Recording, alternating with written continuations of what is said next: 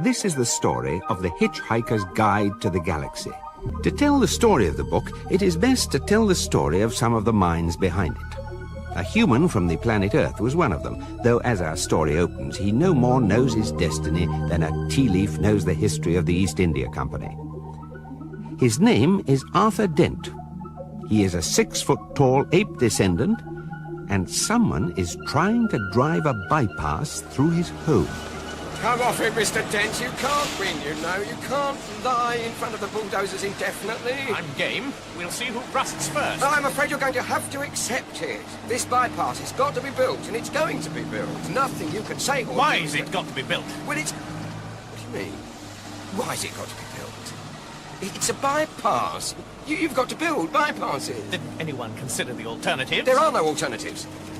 You were quite entitled to make any suggestions or protests at the appropriate time. Appropriate time? The first I knew about it was when a workman arrived at the door yesterday. Oh. I asked him if he'd come to clean the windows, and he said he'd come to demolish the house. Yes. He didn't tell me straight away, of course. Oh, no. First he wiped a couple of windows and charged me a £5, and then he told me... But, Mr. Dent, the plans have been available in the planning office for the last 9 months. Yes. I went straight round to find them yesterday afternoon. You hadn't exactly gone out of your way to call much attention to them, had you? I mean, like actually telling anybody or anything. The plans were on display. On display, I eventually had to go down to the cellar. That's the display department. With a torch. Well, the lights had probably gone. So are the stairs. You found the notice, didn't you? Yes. It was on display in the bottom of a locked filing cabinet, stuck in a disused lavatory with a sign on the door saying, "Beware of the leopard." Mr. Dent! Hello, yes. Have you any idea how much damage that bulldozer would suffer if I just let it roll straight over you? How much? None at all. By a strange coincidence, none at all is exactly how much suspicion the ape descendant Arthur Dent had that one of his closest friends was not descended from an ape, but was in fact from a small planet somewhere in the vicinity of Betelgeuse. Arthur Dent's failure to suspect this reflects the care with which his friend blended himself into human society after a fairly shaky start. When he first arrived 15 years ago, the minimal research he had done suggested to him that the name Ford Prefect would be nicely inconspicuous. He will enter our story in 17.2 seconds and say, "Hello, Arthur." The ape descendant will greet him in return. But in deference to 1,000,000 years of evolution, he will not attempt to pick fleas off him. Earthmen are not proud of their ancestors and never invite them round to dinner. Hello, Arthur. Oh, Ford, hi, how are you? Fine. Look, are you busy? Well, I've just got this bulldozer to lie in front of, otherwise, no, not especially. Good. What? Look, there's a pub down the road. Let's have a pint and we can talk. Ford, there's a man over there who wants to knock my house down. Arthur. The first I knew about it was Arthur. yesterday when a workman came Arthur. round to say he was cleaning the windows. What? Arthur, just listen to me. I have got to tell you the most important thing you've ever heard. I've got to tell you now, and I've got to tell you in that pub there. Why? Because you're going to need a very stiff drink. Just trust me. But you don't understand. These Arthur. people are trying to knock Arthur. my house. You know you can trust me to the end of the earth. Yes, but how far's that? About 10 minutes ago. Come on, I need a drink. The Encyclopedia Galactica describes alcohol as a colorless, volatile liquid formed by the fermentation of sugars, and also notes its intoxicating effect on certain carbon-based life forms. The Hitchhiker's Guide to the Galaxy also mentions alcohol. It says that the best drink in existence is the pan-galactic gargle blaster, the effect of which is like having your brains smashed out with a slice of lemon wrapped round a large gold brick. The guide also tells you on which planets the best pan-galactic gargle blasters are mixed, how much you can expect to pay for one, and what voluntary organizations exist to help you rehabilitate. The man who invented this mind-pummeling drink also invented the wisest remark ever made, which was this: never drink more than 2 pan-galactic gargle blasters unless you are a 30-ton elephant with bronchial pneumonia. His name is Zaphod Beeblebrox, and we shall learn more of his wisdom later. 6 pints of bitter, and quickly, please. The world's about to end. Oh, yes, sir. Nice weather for it. Gonna watch the match this afternoon, sir? No point. foregone conclusion that, you reckon, sir? Arsenal without a chance? No, it's just that the world's going to end. Oh, yes, sir, you said. Lucky escape for Arsenal if it did. No, not really. Oh, sir, 6 pints. Right, keep the change.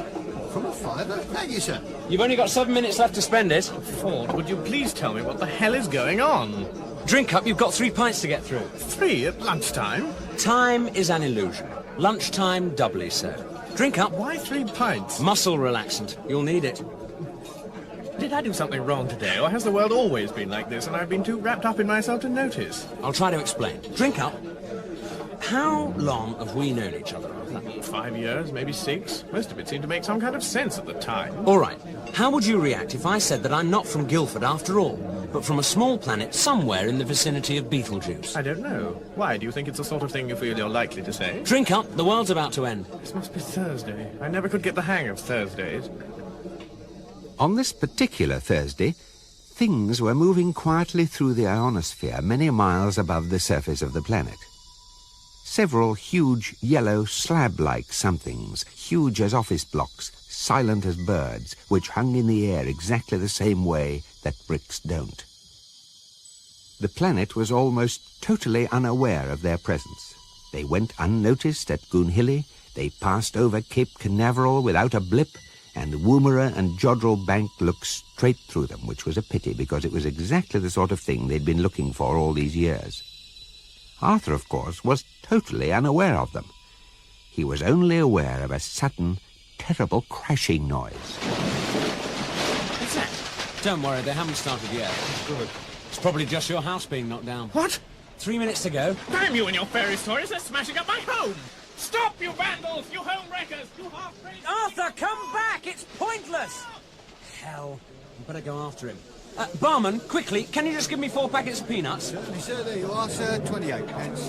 Keep the change. Are you serious, sir? I mean, do you really think the world's going to end this afternoon? Yes, in just over 1 minute and 35 seconds. Isn't there anything we can do? No, nothing. Well, I always thought we were meant to lie down or put a paper bag over our head or something. If you like, yes. Will that help? No. Excuse me, I've got to find my friend. Oh, well then. Last orders, please! You pinch-like barbarians! I'll tell the council from Imperial Scott! I'll have you hung and drawn and quartered and whipped and boiled and Arthur! I'll chop you into little bits until you've had enough! Arthur, don't bother, there isn't time! Get over here! There's only 10 seconds left! And I'll jump on them! And I'll carry on jumping them until I get blisters! I can think of something even more unpleasant to do! And then I'll... What the hell's that? Arthur, quick! Over here! What the hell is it? It's a fleet of flying saucers! What do you think it is? Quick! You've got to get hold of this rod! Flying saucer? Just that, it's a Vogon constructor fleet! A Vogon constructor fleet! I picked up news of their arrival a few hours ago on my sub-ether radio. Lord, I don't think I can cope with any more of this. I think I'll just go and have a little lie down somewhere. No! Just stay here! Keep calm! And just take hold of... People of Earth, your attention, please. This is Prostechnik Fogonjans of the Galactic Hyperspace Planning Council. As you will no doubt be aware, the plans for the development of the outlying regions of the western spiral arm of the galaxy require the building of a hyperspace express route through your star system, and regrettably, your planet is one of those scheduled for demolition. The process will take slightly less than 2 of your Earth minutes. Thank you very much.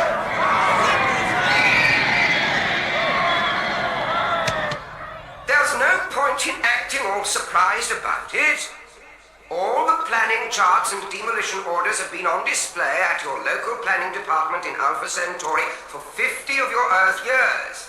So you've had plenty of time to lodge any formal complaints, and it's far too late to start making a fuss about it now. What do you mean you've never been to Alpha Centauri? Oh, for heaven's sake, mankind, it's only 4 light years away, you know. I'm sorry, but if you can't be bothered to take an interest in local affairs, that's your own lookout. Energize the demolition beams. Oh, I don't know. Apathetic bloody planet. I'm listening to them at all.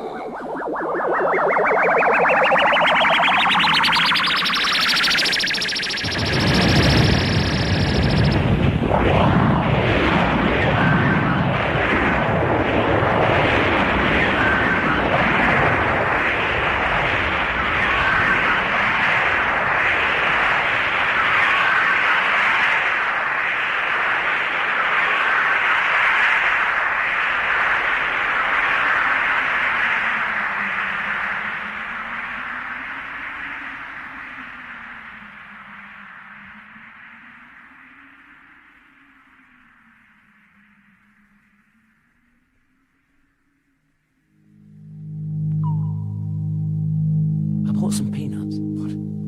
If you've never been through a matter transference beam before, you've probably lost some salt and protein. The beer you had should have cushioned your system a bit. How are you feeling? Like a military academy. Bits of me keep on passing out. If I asked where the hell we were, would I regret it? We're safe. Oh, good. We're in a small galley cabin in one of the spaceships of the Vogon constructor fleet. Ah, this is obviously some strange usage of the word safe that I wasn't previously aware of.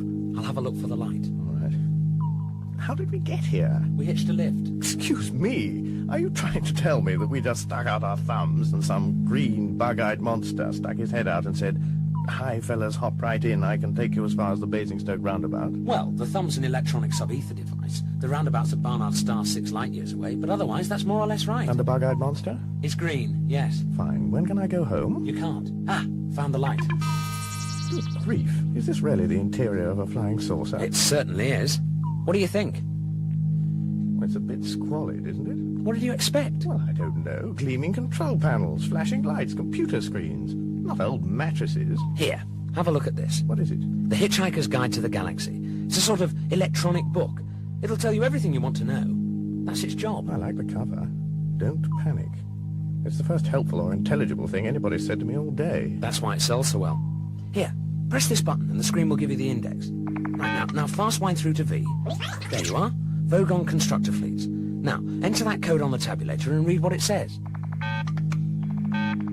Vogon constructor fleets. Here is what to do if you want to get a lift from a Vogon. Forget it. They are one of the most unpleasant races in the galaxy. Not actually evil, but bad-tempered, bureaucratic, officious, and callous. They wouldn't even lift a finger to save their own grandmothers from the ravenous bug-blatter beast of Trial without orders signed in triplicate, sent in, sent back, queried, lost, found, subjected to public inquiry, lost again, and finally buried in soft peat for 3 months and recycled as firelighters. The best way to get a drink out of a Vogon is stick your finger down his throat. And the best way to irritate him is to feed his grandmother to the ravenous bug-blatter beast of Trial. What a strange book. But how did we get a lift, then? The Dentrassi let us on board. I thought you said they were called Bogons.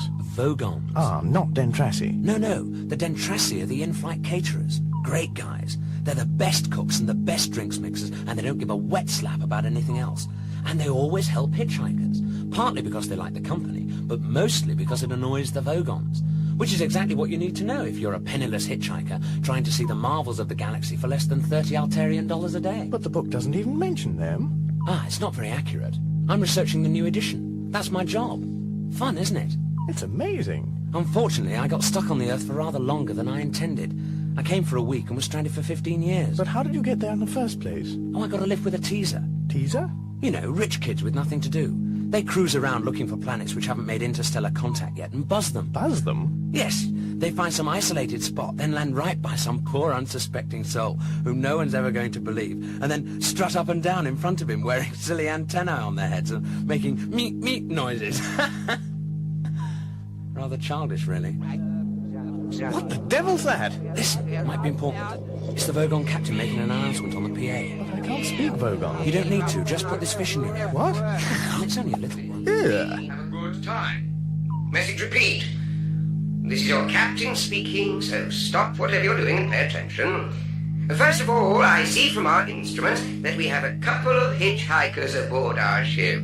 Hello. Hello, wherever you are. I just want to make it totally clear that you are not at all welcome. I worked hard to get where I am today, and I didn't become captain of a Vogon constructor ship simply so that I could turn it into a taxi service for degenerate freeloaders. I have sent out a search party, and as soon as they find you, I will put you off the ship. If you're very lucky, I might read you some of my poetry first. Secondly, we are about to jump into hyperspace for the journey to Barnard Star. On arrival, we will stay in dock for a 72-hour refit, and no one's to leave the ship during that time. I repeat, all planet leave is cancelled. I've just had an unhappy love affair, so I don't see why anyone else should have a good time. Message ends. Charming, these Vogons. I wish I had a daughter so I could forbid her to marry one. You wouldn't need to. They've got as much sex appeal as a road accident. Oh, and you better be prepared for the jump into hyperspace. It's unpleasantly like being drunk. Well, what's so unpleasant about being drunk? You ask a glass of water. Ford, Yes? what's this fish doing in my ear? Translating for you. Look under Babelfish in the book. Whoa, what's happening? We're going into hyperspace. I'll never be cruel to a gin and tonic again.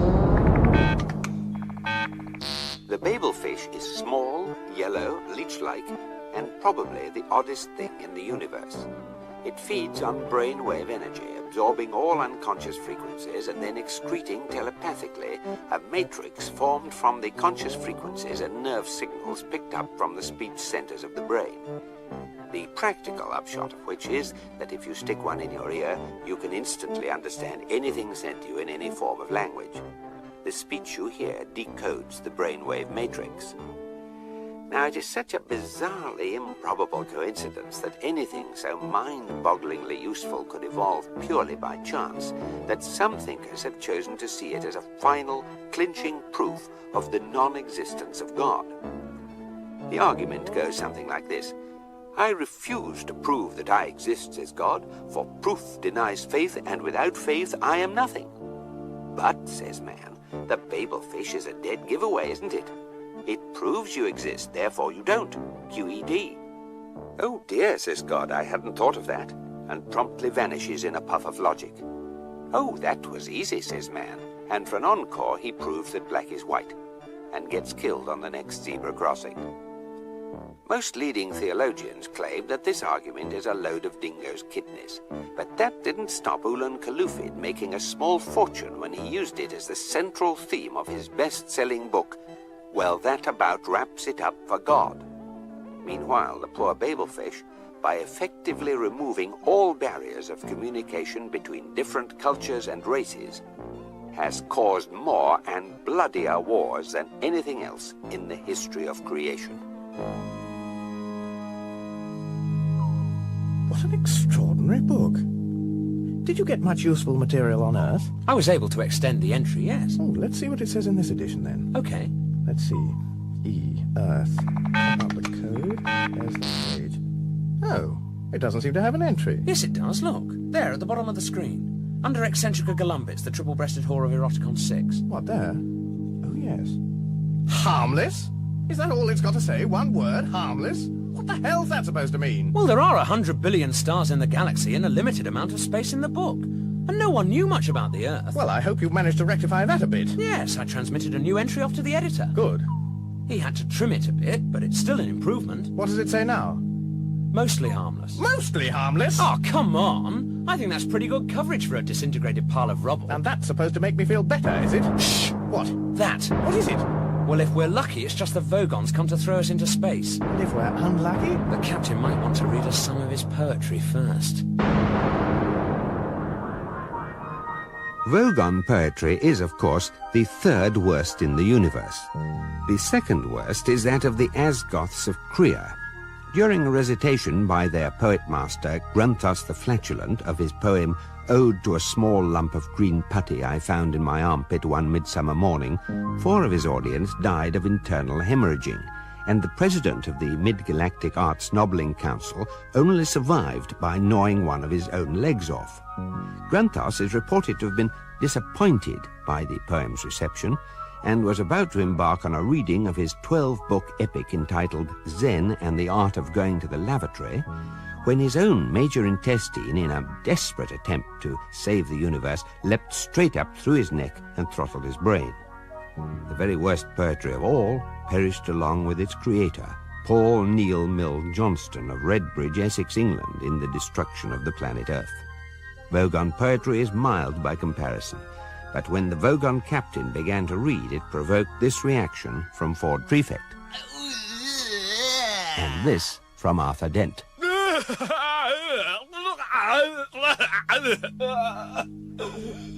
Oh, frettled grunt bugly, thy micturations are to me as plurtled gabble blotting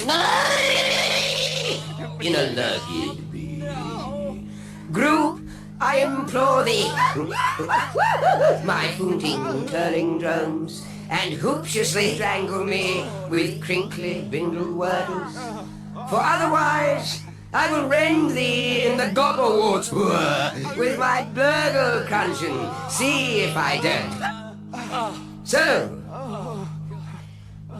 Earthlings, I present you with a simple choice. I was going to throw you straight out into the empty blackness of space to die horribly and slowly, but there is one way, one simple way, in which you may save yourselves.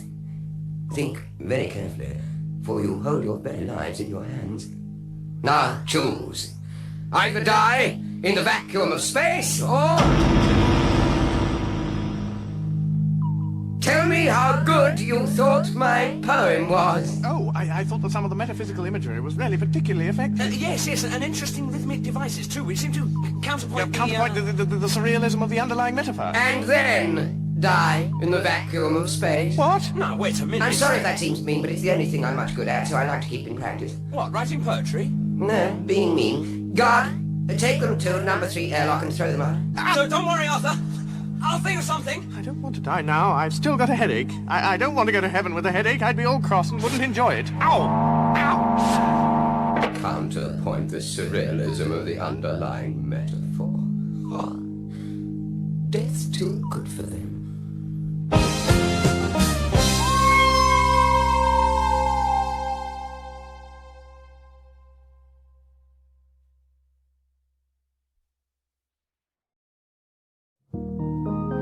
Far out in the uncharted backwaters of the unfashionable end of the western spiral arm of the galaxy lies a small, unregarded yellow sun. Orbiting this at a distance of roughly 90 million miles is an utterly insignificant little blue-green planet whose ape-descended life forms are so amazingly primitive that they still think digital watches are a pretty neat idea. This planet has, or had, a problem, which was this. Most of the people living on it were unhappy for pretty much of the time. Many solutions were suggested for this problem, but most of these were largely concerned with the movements of small green pieces of paper. Which is odd, because on the whole it wasn't the small green pieces of paper that were unhappy. And so the problem remained. And lots of the people were mean, and most of them were miserable, even the ones with digital watches. Many were increasingly of the opinion that they'd all made a big mistake in coming down from the trees in the first place. And some said that even the trees had been a bad move and that no one should ever have left the oceans. And then one day, nearly 2,000 years after one man had been nailed to a tree for saying how great it would be to be nice to people for a change, a girl, sitting on her own in a small cafe in Rickmansworth, suddenly realized what it was that had been going wrong all this time, and she finally knew how the world could be made a good and happy place. This time it was right, it would work, and no one would have to get nailed to anything. Sadly, however, before she could get to a phone to tell anyone, the Earth was unexpectedly demolished to make way for a new hyperspace bypass, and so the idea was lost forever. Meanwhile, Arthur Dent and Ford Prefect have escaped from all that, only to have to contend with all this.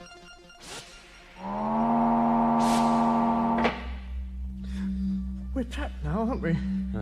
Yes, we're trapped. Well, didn't you think of anything? Oh, yes, but unfortunately it rather involved being on the other side of the airtight hatchway they've just sealed behind us. So what happens next? The hatchway in front of us will open automatically in a moment, and we'll shoot out into deep space and asphyxiate in about 30 seconds. So this is it? We're going to die? Yes. Except... no. Wait a minute. What's this switch? What? Where? No, I was only fooling. We are going to die after all. You know, it's at times like this, when I'm trapped in a Vogon airlock with a man from Beetlejuice and about to die of asphyxiation in deep space, that I really wish I'd listened to what my mother told me when I was young. Why? What did she tell you? I don't know. I didn't listen.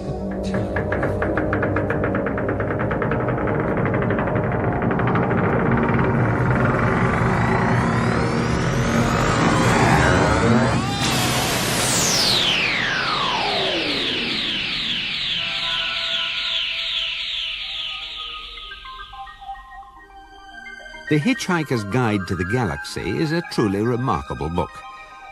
The introduction starts like this. Space, it says, is big, really big. You just won't believe how vastly, hugely, mind-bogglingly big it is. I mean, you may think it's a long way down the street to the chemist, but that's just peanuts to space. Listen. And so on. After a while, the style settles down a bit and it starts telling you things you actually need to know. Like the fact that the fabulously beautiful planet Bethselamin is now so worried about the cumulative erosion caused by 10 billion visiting tourists a year that any net imbalance between the amount you eat and the amount you excrete whilst on the planet is surgically removed from your body weight when you leave. So every time you go to the lavatory there, it is vitally important to get a receipt.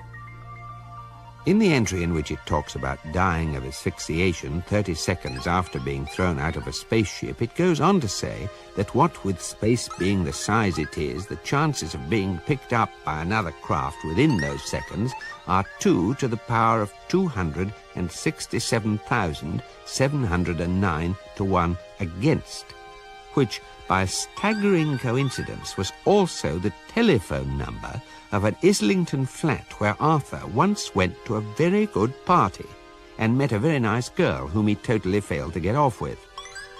Though the planet Earth, the Islington flat and the telephone have all now been demolished, it is comforting to reflect that they are in some small way commemorated by the fact that 29 seconds later Ford and Arthur were in fact rescued.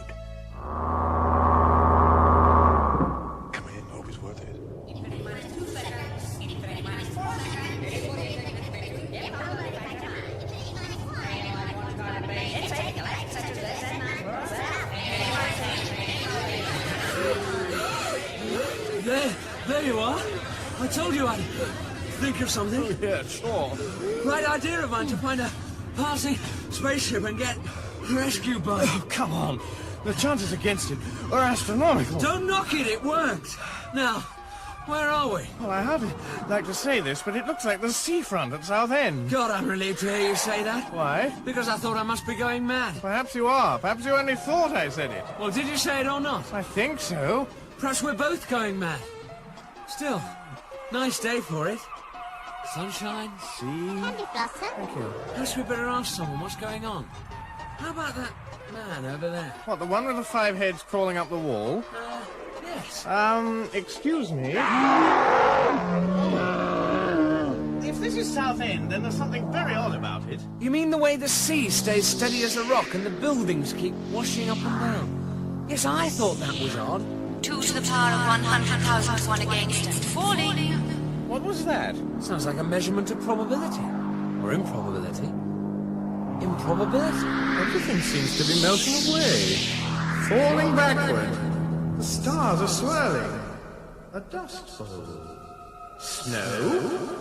My legs drifting off into the sunset. My left arm floating away. How am I going to operate my digital watch now? Ford? Yes? You're turning into a penguin. Stop it. 2 to the power of 75,000 to 1 against and falling. Hey, who are you? Where are you? What's going on, and is there any way of stopping it? Please relax. You are perfectly safe. That's not the point. The point is that I am now a perfectly safe penguin, and my colleague here is rapidly running out of limbs. That's all right. I've got them back now. 2 to the power of 50,000 to 1 against and falling. Admittedly, they're longer than I usually like them, but... Isn't there anything you feel you... And falling. Arthur, this is fantastic. We've been picked up by a ship with the new infinite improbability drive. I mean, this is really incredible, Arthur. Arthur? What's happening? Ford, there's an infinite number of monkeys outside who want to talk to us about this script for Hamlet they've worked out. The infinite improbability drive is a wonderful new method of crossing interstellar distances in a few seconds without all that tedious mucking about in hyperspace. The principle of generating small amounts of finite improbability by simply hooking the logic circuits of a Bambleweenie 57 sub-meson brain to an atomic vector plotter suspended in a strong Brownian motion producer, say a nice hot cup of tea, were of course well understood, and such generators were often used to break the ice at parties by making all the molecules in the hostess's undergarments simultaneously leap 1 foot to the left, in accordance with the theory of indeterminacy. Many respectable physicists said that they weren't going to stand for that sort of thing, partly because it was a debasement of science, but mostly because they didn't get invited to those sort of parties. Another thing they couldn't stand was the perpetual failure they encountered in trying to construct a machine which could generate the infinite improbability field needed to flip a spaceship between the furthest stars, and in the end they grumpily announced that such a machine was virtually impossible.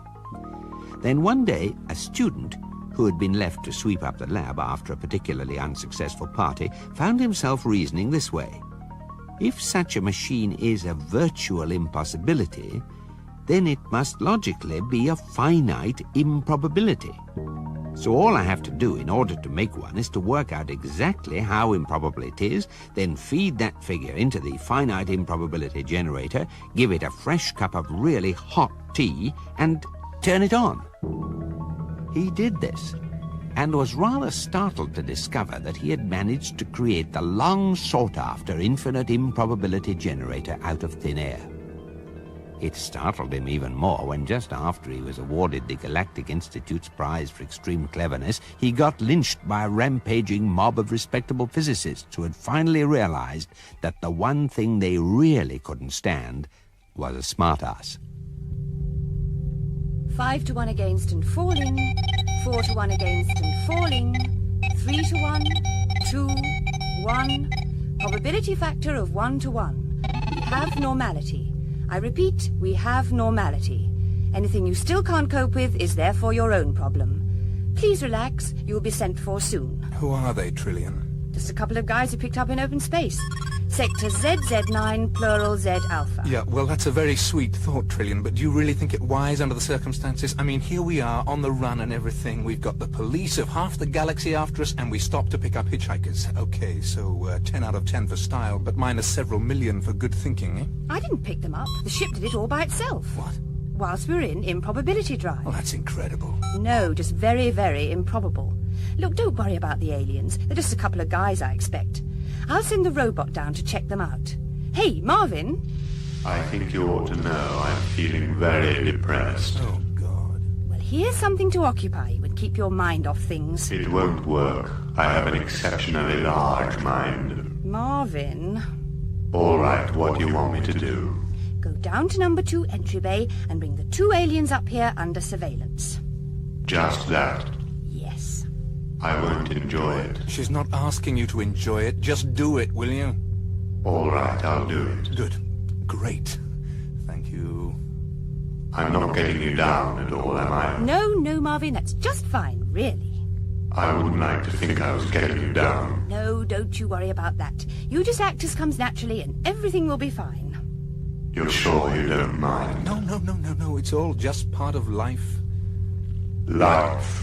Don't talk to me about life. I don't think I can stand that robot much longer, Zaphod. The Encyclopedia Galactica defines a robot as a mechanical apparatus designed to do the work of a man. The marketing division of the Sirius Cybernetics Corporation defines a robot as your plastic pal who's fun to be with. The Hitchhiker's Guide to the Galaxy defines the marketing division of the Sirius Cybernetics Corporation as a bunch of mindless jerks who'll be the first against the wall when the revolution comes, with a footnote to the effect that the editors would welcome applications from anyone interested in taking over the post of robotics correspondent. Curiously enough, an edition of the Encyclopedia Galactica that fell through a time warp from 1,000 years in the future defined the marketing division of the Sirius Cybernetics Corporation as a bunch of mindless jerks who were the first against the wall when the revolution came. I think this ship is brand new, Arthur. How can you tell? Have you got some exotic device for measuring the age of metal? No, I just found this sales brochure lying on the floor. The universe can be yours. Yes, look. Sensational new breakthrough in improbability physics. As the ship's drive reaches infinite improbability, it passes through every conceivable point in every conceivable universe almost simultaneously. You select your own re-entry point. Be the envy of other major governments. This is big league stuff. It looks a hell of a lot better than that dingy Vogon ship. This is my idea of a spaceship. It's all gleaming white, flashing lights, everything. What happens if I press this button? I wouldn't. Oh. What happened? A sign lit up saying, please do not press this button again. They make a big thing of the ship's cybernetics. A new generation of Sirius Cybernetics Corporation robots and computers with the new GPP feature. GPP? What's that? It says genuine people personalities. Sounds ghastly. Thank you. It is. What? Ghastly. It all is absolutely ghastly. Just don't even talk about it. Look at this door. All the doors in this spacecraft have a cheerful and sunny disposition. It is their pleasure to open for you and their satisfaction to close again with the knowledge of a job well done. Thank you. Hateful. Come on. I've been ordered to take you up to the bridge. Here I am, brain the size of a planet, and they tell me to take you up to the bridge. Call that job satisfaction, because I don't. Excuse me, which government owns this ship? You watch this door. It's about to open again. I can tell by the intolerable air of smugness it suddenly generates. Thank you. Come on. Thank you. Thank you, the marketing division of the Sirius Cybernetics Corporation. Which government owns this ship? Let's build robots with genuine people personalities, they said. So they tried it out with me. I'm a personality prototype. You can tell, can't you? Well... I hate that door. I'm not getting you down, am I? Which government owns it? No government owns it. It's been stolen. Stolen? Stolen? Who by? Zaphod Beeblebrox. Zaphod Beeblebrox? Oh, sorry, did I say something wrong? Pardon me for breathing, which I never do anyway, so I don't know why I bothered to say it. Oh, God, I'm so depressed. Here's another of those self-satisfied doors. Glad to be of service. Life. Don't talk to me about life. No one even mentioned it. Really? Zaphod Beeblebrox.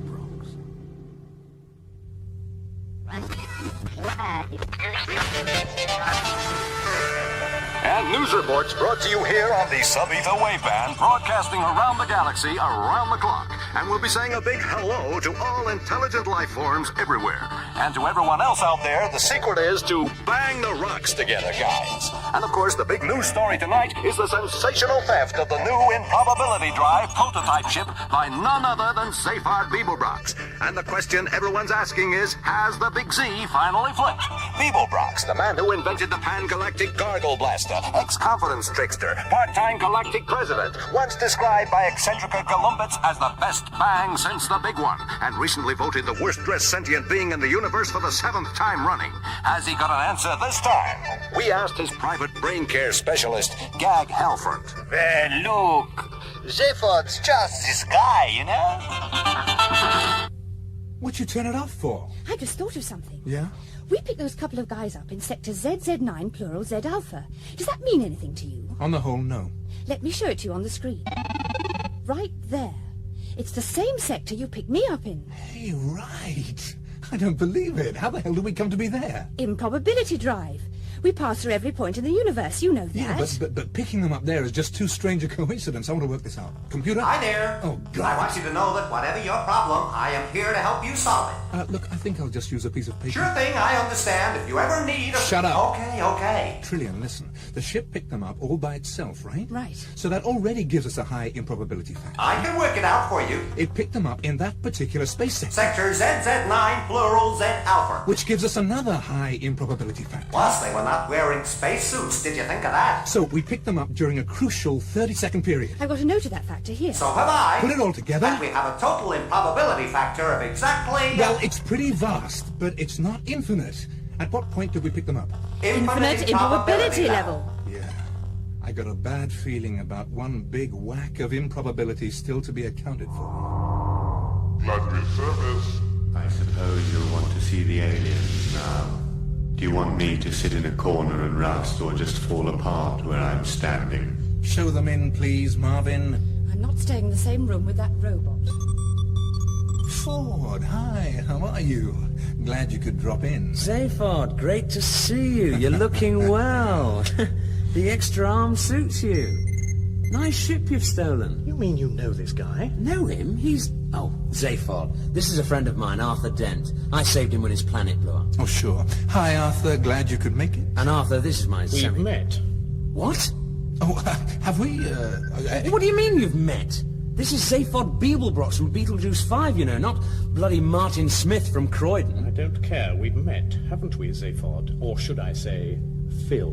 What? You'll have to remind me. I have a terrible memory for species. Hey, Ford. It was at a party 6 months ago. I rather doubt that. On Earth.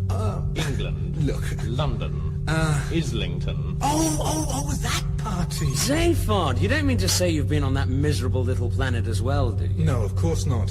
Well, I may just have dropped in briefly. On my way somewhere. He gate-crashed this fancy-dress party, barged up to the girl I was talking to and said, "Hey, doll, is this guy boring you? Why don't you talk to me instead? I'm from a different planet." Zaphod? Yes, he only had the 2 arms and he called himself Phil, but there was But you have to admit he did turn out to be from another planet. What? Good God! It's her, Tricia Macmillan. Improbability sum now complete. And for my next trick, Oh, shut up, will you? Just trying to create a pleasant social atmosphere. What on earth are you doing here? Same as you, I hitched a lift. After all, with a degree in maths and another in astrophysics, it was either that or the dole queue again on Monday, wasn't it? Anyway, hi. Nice to see you again. But this is all impossible. No, just very, very improbable. Oh, God. Ford, this is Trillian. Hi. Trillian, this is my semi-cousin Ford, who shares 3 of the same mothers as me. Hi. Trillian, is this sort of thing going to happen every time we use the infinite improbability drive? Very probably, I'm afraid. Zaphod Beeblebrox, this is a very large drink. Hi there, this is Eddie, your shipboard computer, and I just want to mention here that we are now moving into orbit around the legendary planet of Magrathea. Sorry to interrupt your social evening. Have a good time.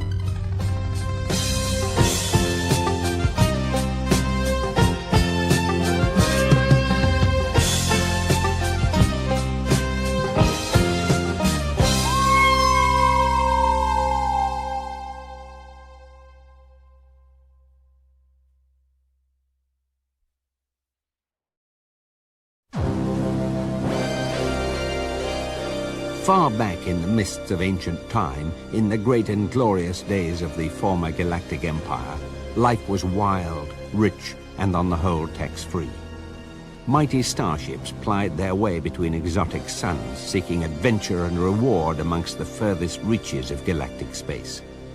In those days, men were real men, women were real women, and small furry creatures from Alpha Centauri were real small furry creatures from Alpha Centauri. And all dared to brave unknown terrors, to do mighty deeds, to boldly split infinitives that no man had split before. And thus was the empire forged. Many men, of course, became extremely rich, but this was perfectly natural and nothing to be ashamed of, because no one was really poor, at least no one worth speaking of. And for these extremely rich merchants, life eventually became rather dull, and it seemed that none of the worlds they settled on was entirely satisfactory.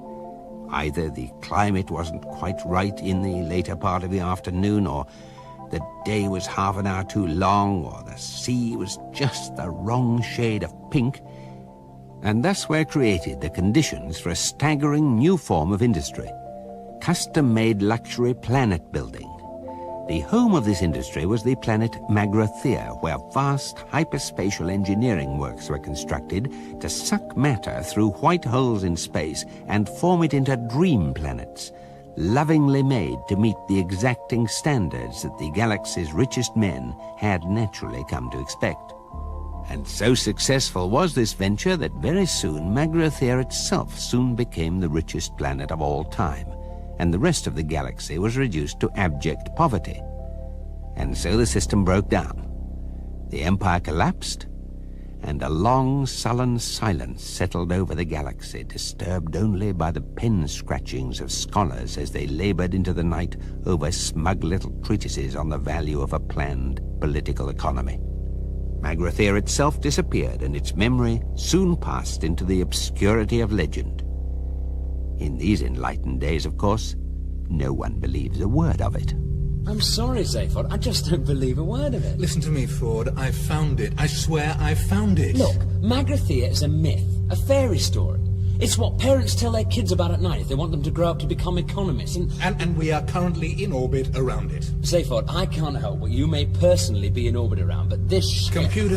Oh, no. Hi there, this is Eddie, your shipboard computer, and I'm feeling just great, guys. And I know I'm just going to get a bundle of kicks out of any program you care to run through me. Is this necessary? Computer, tell us again what our current trajectory is. A real pleasure, fella. We are currently in orbit at an altitude of 300 miles around the legendary planet of Magrathir. Golly. Proving nothing. I wouldn't trust that computer to speak my weight. I can do that for you, sure. No, thank you. I can even work out your personality problems to 10 decimal places if it'll help. Zayford, we should have dawn coming up at any minute now on the planet, whatever it turns out to be. Okay. Let's just take a look at it. Computer? Hi there, what can I do? Just shut up and give us external vision on the monitors. Trillian, Yes, Arthur. I feel I may be missing the point of something. Well, it's just that Magrathir is supposed to be this legendary planet from way back, which no one seriously believes in. Bit like Atlantis, really. Except that the legends say the Magrathians used to manufacture planets. No, I'm sorry, Zayford. It looks very pretty on the screen, but I refuse to believe it's Magrathir. The suspense is killing me. Is there any tea on this spaceship? Stress and nervous tension are now serious social problems in all parts of the galaxy, and it is in order that this situation should not be exacerbated that the following facts will now be revealed in advance. The planet in question is, in fact, Magrathir. The deadly missile attack shortly to be launched by an ancient and automatic defense system will merely result in the bruising of someone's upper arm and the untimely creation and sudden demise of an innocent sperm whale and a bowl of petunias. In order that some sense of mystery should still be preserved, no revelation will yet be made concerning whose upper arm has been bruised. This fact may safely be made the subject of suspense, since it is of no significance whatsoever. None of this, of course, is known to the crew of the starship Heart of Gold. Well, even supposing it is Magrathir. It is. Which it isn't. What do you want with it anyway? Oh, the usual. Fame, money, you know. But it just looks like a dead planet. Greetings. Computer? Hi there. What is it? Oh, just some 5 million-year-old tape recording that's being broadcast at us. This is a recorded announcement, as I'm afraid we're all out at the moment. The Commercial Council of Magrathir thanks you for your esteemed visit. Magrathir. Okay. But regrets that the entire planet is temporarily closed for business. Thank you. If you would like to leave your name and the address of the planet where you could be contacted, kindly speak when you hear the tone. They want to get rid of us. What do we do? It's just a recording. Keep going. Got that, computer? I got it. We would like to assure you that as soon as our business is resumed, announcements will be made in all fashionable magazines and color supplements, and clients will once again be able to select from all that's best in contemporary geography. Meanwhile, we thank our clients for their kind interest and would ask them to leave now. Well, I suppose we'd better be going then, hadn't we? Shh. There's absolutely nothing to be worried about. Then why is everyone so tense? They're just interested. We keep going. It is most gratifying that your enthusiasm for our planet continues unabated, and so we would like to assure you that the guided missiles currently converging with your ship are part of the special service we extend to all of our most enthusiastic clients, and the fully armed nuclear warheads are of course merely a courtesy detail. We look forward to your custom in future lives. Thank you. Listen, if that's their sales pitch, what must it be like in the complaints department? Hey, this is terrific. It means we really must be onto something if they're trying to kill us. Terrific! You mean there is someone down there after all? No, the whole defense system must be automatic, but the question is why? What are we going to do? Just keep cool. Is that all? No, we're also going to take evasive action. Computer, what evasive action can we take? None, I'm afraid, guys. Or something. There seems to be something jamming my guidance systems. Impact minus 40 seconds. Oops, sorry, I didn't mean to do that. Please call me Eddie if it'll help you relax. Right. Look, we've got to get manual control of this ship. Can you fly her? No, can you? No. Forward? No. Fine, we'll do it together. I can't either. Yeah, I guess that. Computer, I want a full manual control now. You got it. Good luck, guys. Impact minus 30 seconds. Okay, forward. Full retro thrust and 10 degrees starboard. We're veering too fast. Can't hold her. She's going into a spin.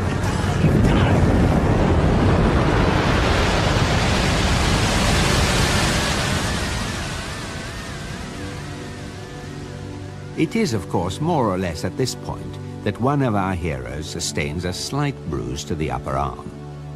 This should be emphasized because, as has already been revealed, they escape otherwise completely unharmed, and the deadly nuclear missiles do not eventually hit the ship.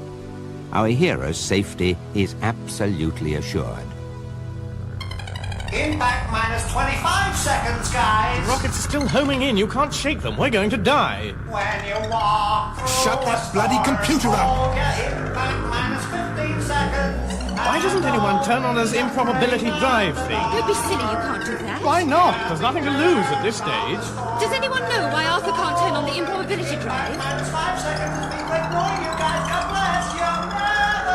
I said, does anyone...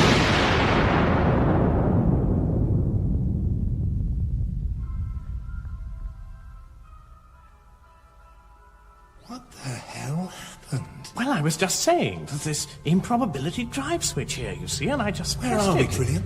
Exactly where we were, I think. Then what happened to the missiles? Well, according to this screen, they've just turned into a bowl of petunias and a very surprised-looking whale. At an improbability factor of 8,767,128 to 1 against. Did you think of that, Earthman? Well, all I did was... That's very good thinking, you know that? You just saved our lives. Oh, it was nothing, really. Oh, was it? Oh, well, forget it then. Okay, computer, take us into land. Well, I say it was nothing. I mean, obviously it was something. I was just trying to say it's not worth making too much of a fuss about. I mean, just saving everybody's life.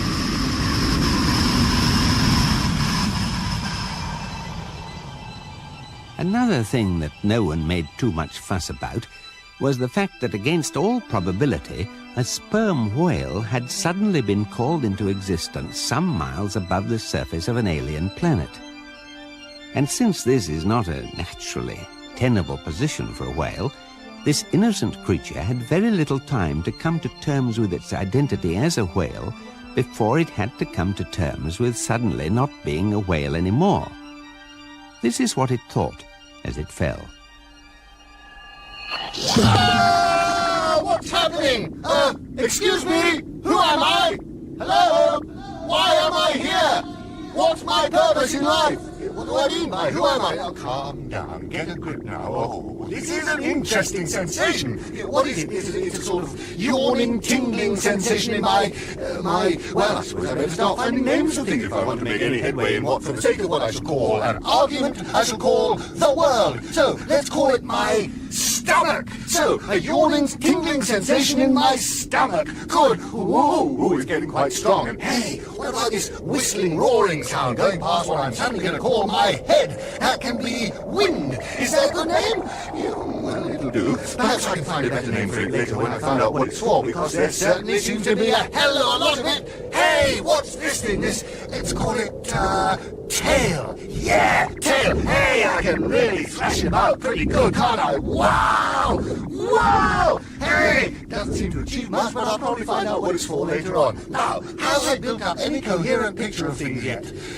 No. Oh, well, hey, this is really exciting. So much to find out about, so much to look forward to. I'm quite dizzy with anticipation. Or is it the wind? Hey, there really is a lot of that now, isn't there? And wow, what's this thing coming towards me very fast? Very, very fast. So big and flat and wide. It needs a big, wide-sounding sort of word like round. That's it. Ground! I wonder if it'll be friends with me.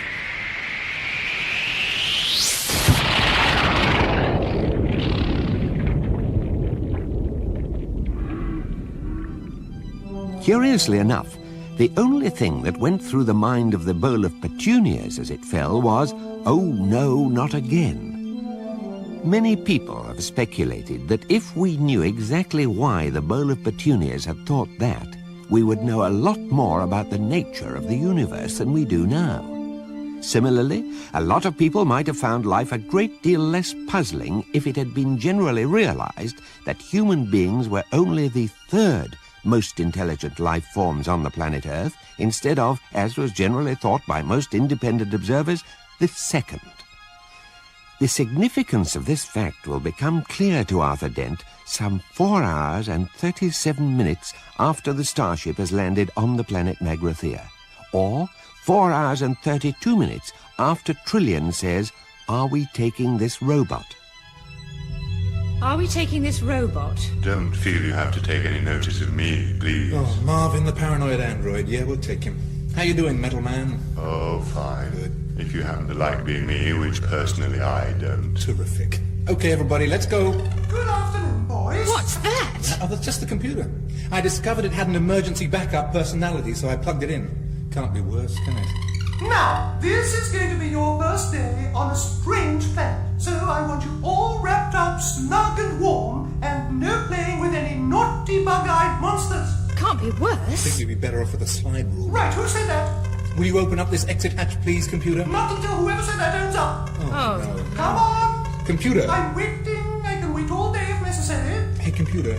If you don't open that exit hatch pretty damn pronto, I might find a very large axe to reprogram you with, okay? I can see this relationship as something we're all going to have to work at. Thank you. Let's go. It'll all end in tears, I know it.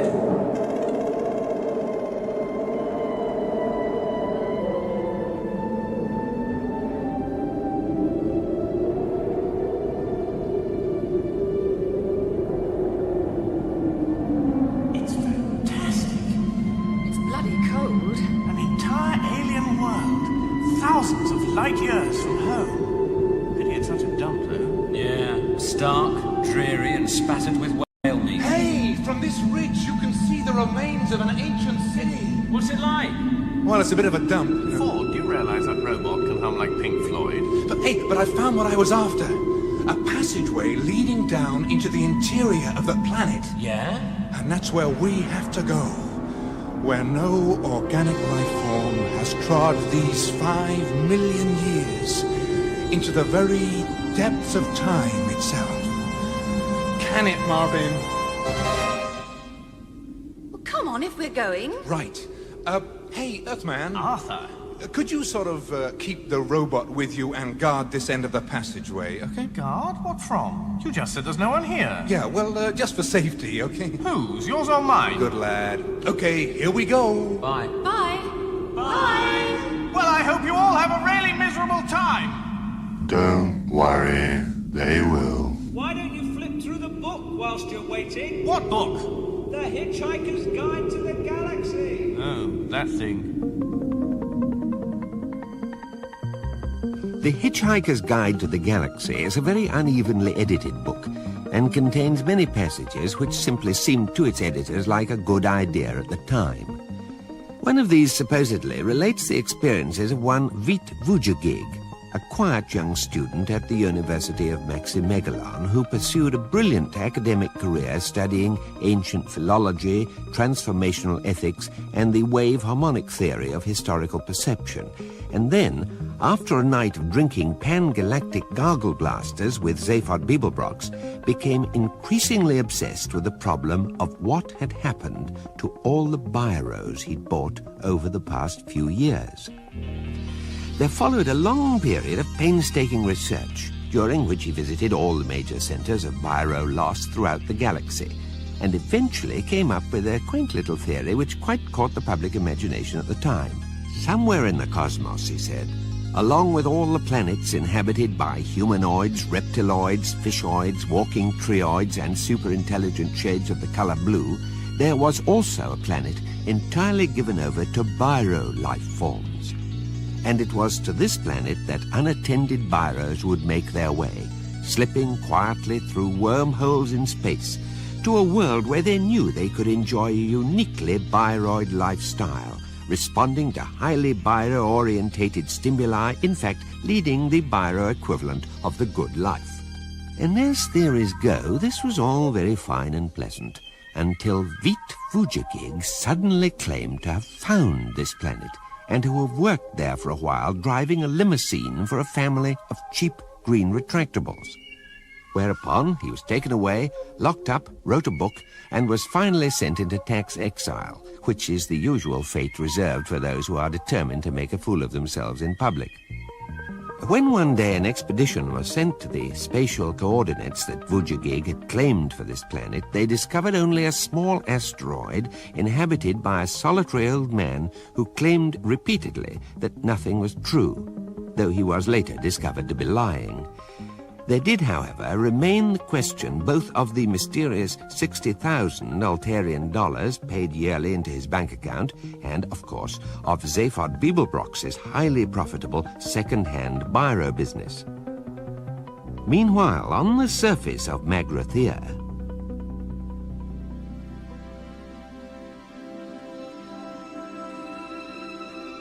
Night's falling. Look, Robot, the stars are coming out. I know. Wretched, isn't it? But that sunset, I've never seen anything like it in my wildest dreams. The two suns. It was like mountains of fire boiling into space. I've seen it. It's rubbish. We only ever had the one sun at home.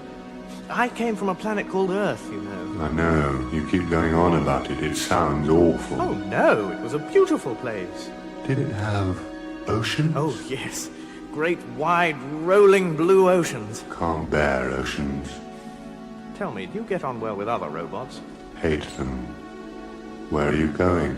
I think I'll just take a short walk. Don't blame you. Good evening. Do you choose a cold night to visit our dead planet? Who are you? My name is not important.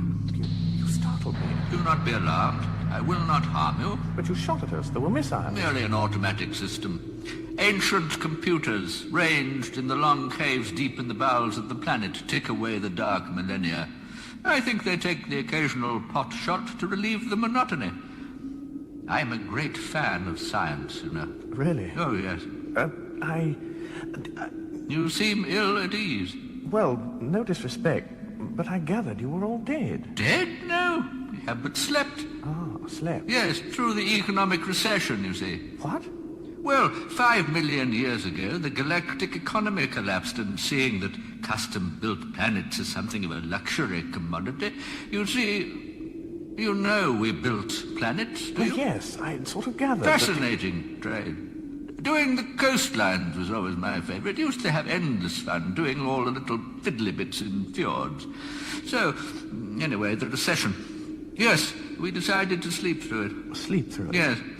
Our computers were index-linked to the galactic stock market prices, you see, and they were programmed to revive us when everyone had rebuilt the economy enough to afford our rather expensive services again. Good God, that's a pretty unethical way to behave, isn't it? Is it? I'm sorry, I'm a bit out of touch. Now, you must come with me. Great things are afoot. You must come now, or you will be late. Late? What for? What is your name, human? Dent. Arthur Dent. Late, as in the late Dent, Arthur Dent. It's a sort of threat, you see. I've never been terribly good at them myself, but I'm told they can be terribly effective. Come, we must go. Even now, our race is being revived from its 5-million-year-old slumber. Excuse me, what is your name, by the way? My name? My name is Slarty Bartfast. I beg your pardon? Slarty Bartfast. Slarty Bartfast? I said it wasn't important. Come. It is an important and popular fact that things are not always what they seem. For instance, on the planet Earth, man had always assumed that he was more intelligent than dolphins because he had achieved so much. The wheel, New York, wars, and so on. But conversely, the dolphins believed themselves to be more intelligent than man for precisely the same reasons. Curiously enough, the dolphins had long known of the impending demolition of the Earth and had made many attempts to alert mankind to the danger. But most of their communications were interpreted as amusing attempts to punch footballs or whistle for titbits. So they eventually gave up and left the Earth by their own means shortly before the Vogons arrived. The last ever dolphin message was misinterpreted as a surprisingly sophisticated attempt to do a double backward somersault through a hoop whilst whistling the Star-Spangled Banner. In fact, the message was this: "So long and thanks for all the fish."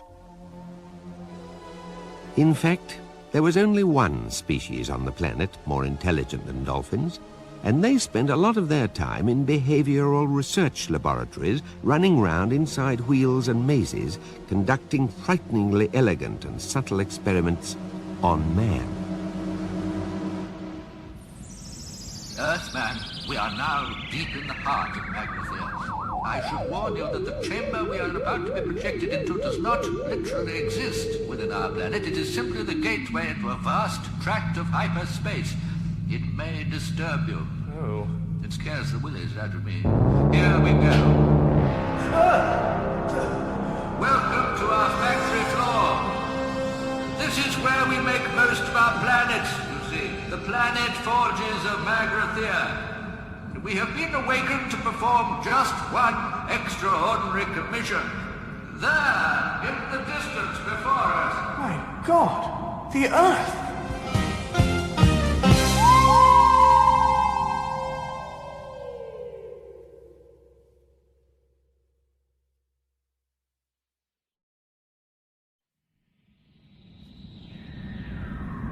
The Earth Mark II, in fact. We're making a copy from our original blueprints. Original blueprints?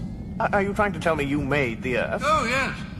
Did you ever go to a place, I think it was called Norway? No, I didn't. Pity, that was one of mine. Won an award, you know. Lovely, crinkly edges. I was terribly sorry to hear it had been destroyed. You were? 5 minutes too early. What? Shocking cock-up. The mice were furious. The mice were furious? Yes.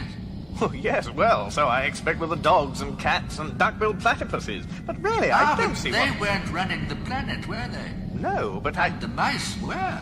Huh? So they were rather upset that it was destroyed 5 minutes too early, so we've got to build another one. Sorry, are we talking about the little white furry things with the cheese fixation and women standing screaming on tables in early 60s sitcoms? Earthman, it is sometimes hard to follow your mode of speech. Remember, I have been asleep inside this planet of Magrathea for 5 million years and know little of these early 60s sitcoms of which you speak.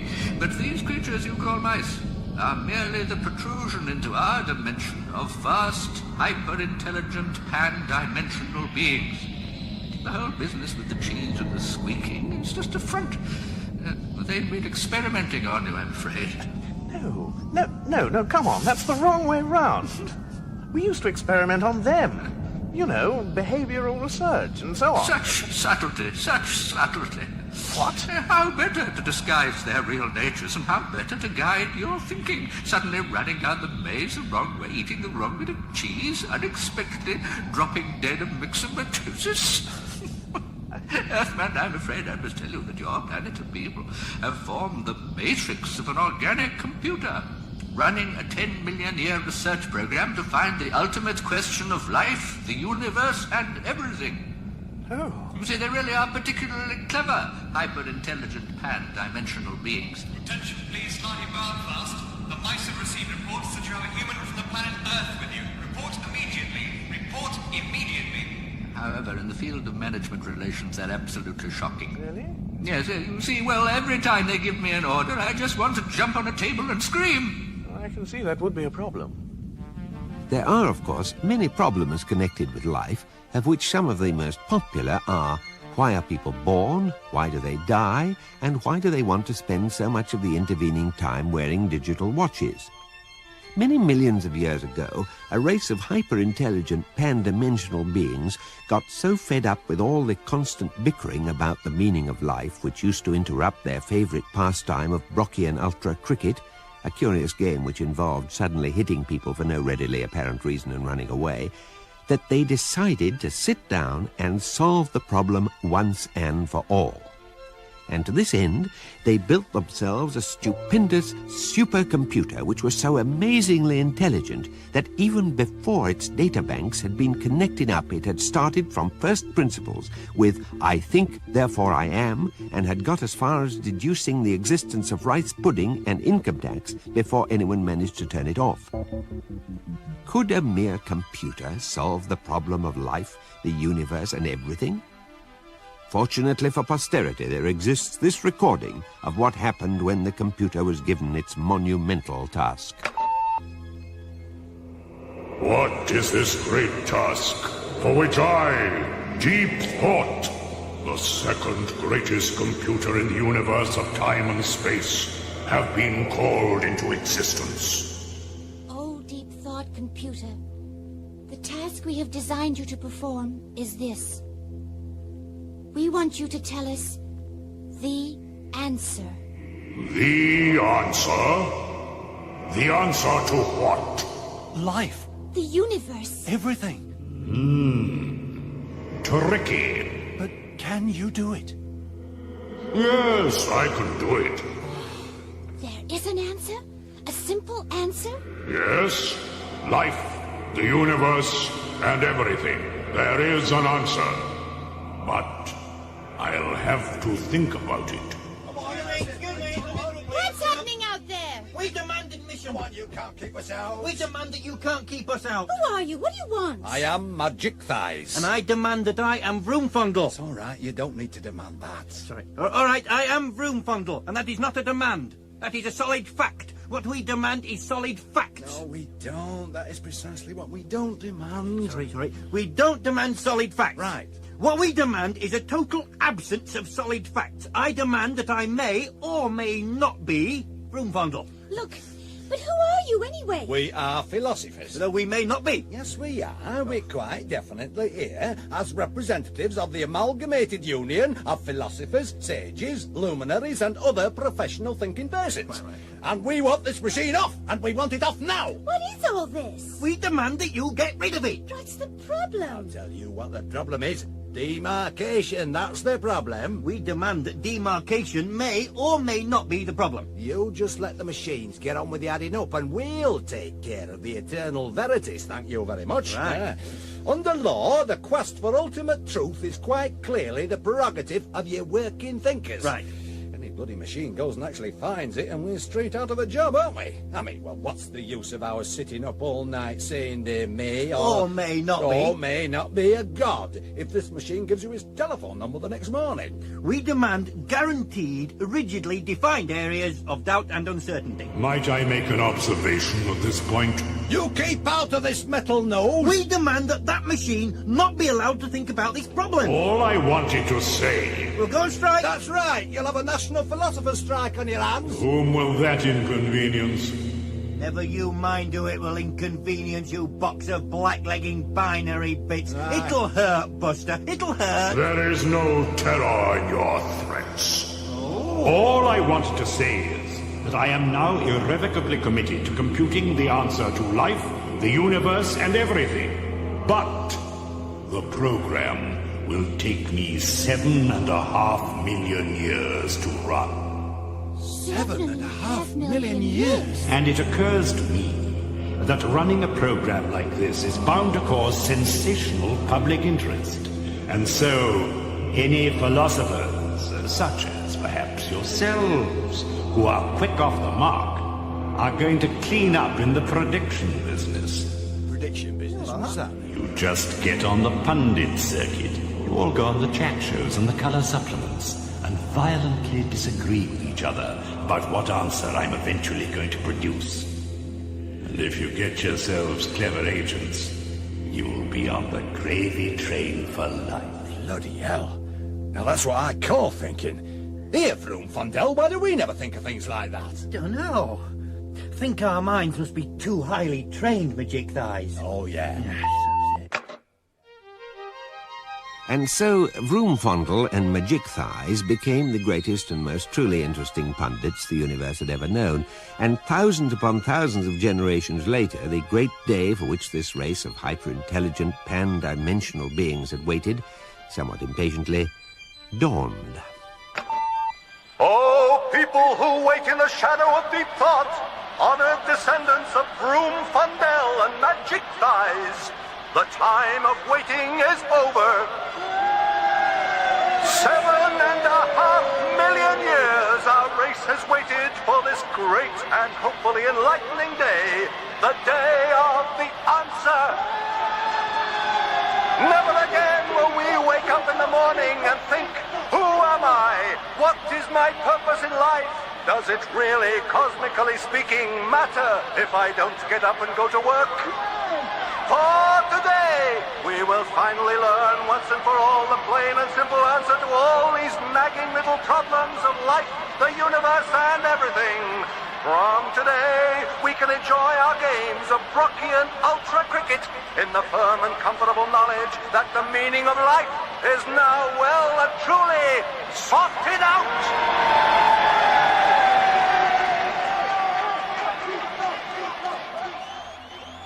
The time is nearly upon us. I detect a change in the computer. It's suddenly looking a lot more relaxed. 75,000 generations ago, our ancestors set this program in motion. In all that time, we will be the first to hear the computer speak. An awesome prospect. We are the ones who will hear the answer to the great question of life. The universe. And everything. Deep thought prepares to speak. Good evening. Good evening. Oh, deep thought. Do you have you that is An answer for you? Yes. Yes, I have. There really is one? There really is one. To everything? To the great question of life, the universe, and everything? Yes. And are you ready to give it to us? I am. Now? Now. Wow. Though I don't think you're going to like it. Doesn't matter, we must know it. Now. Now. Yes, now. All right. Well? You're really not going to like it. Tell us. All right. The answer to everything. Yes. Life, the universe, and everything. Yes. Is. Yes. Is. Yes. 42. We're gonna get lynched, you know that. It was a tough assignment. 42? I mean, is that all we've waited for, all that money? May I be permitted to make an observation? 7.5 million years' work. I checked it very thoroughly, and that definitely is the answer. I think the problem, essentially, is that you've never actually said what the question is. But it was the ultimate question. The question of life, the universe, and everything. Yes, but what actually is it? Well, I mean... You know, why is, What? what sort of, Where, when... everything. Just everything, you know. Exactly. Now, once you know what the question actually is, you'll know what the answer means. Oh, terrific. Look, all right. Now, can you please tell us the question? The ultimate question Yes. of life, the universe, and everything? Yes. Tricky. But can you do it? No. Oh. But I'll tell you who can. But who? Please tell us, please. I speak of the computer that is to come after me. A computer whose merest operational parameters I am not worthy to calculate. And yet, I will design it for you. A computer to calculate the ultimate question. A computer of such infinite and subtle complexity that organic life itself shall form part of its operational matrix. And you yourselves shall take on the forms of humble rodents and go down into the computer. I think this is getting needlessly messianic. Down to navigate its 10 million year program.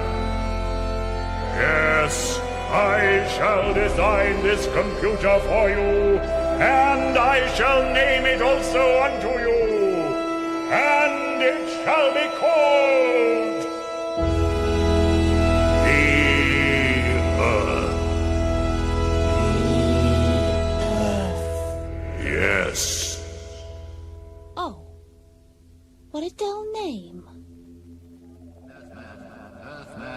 must awake.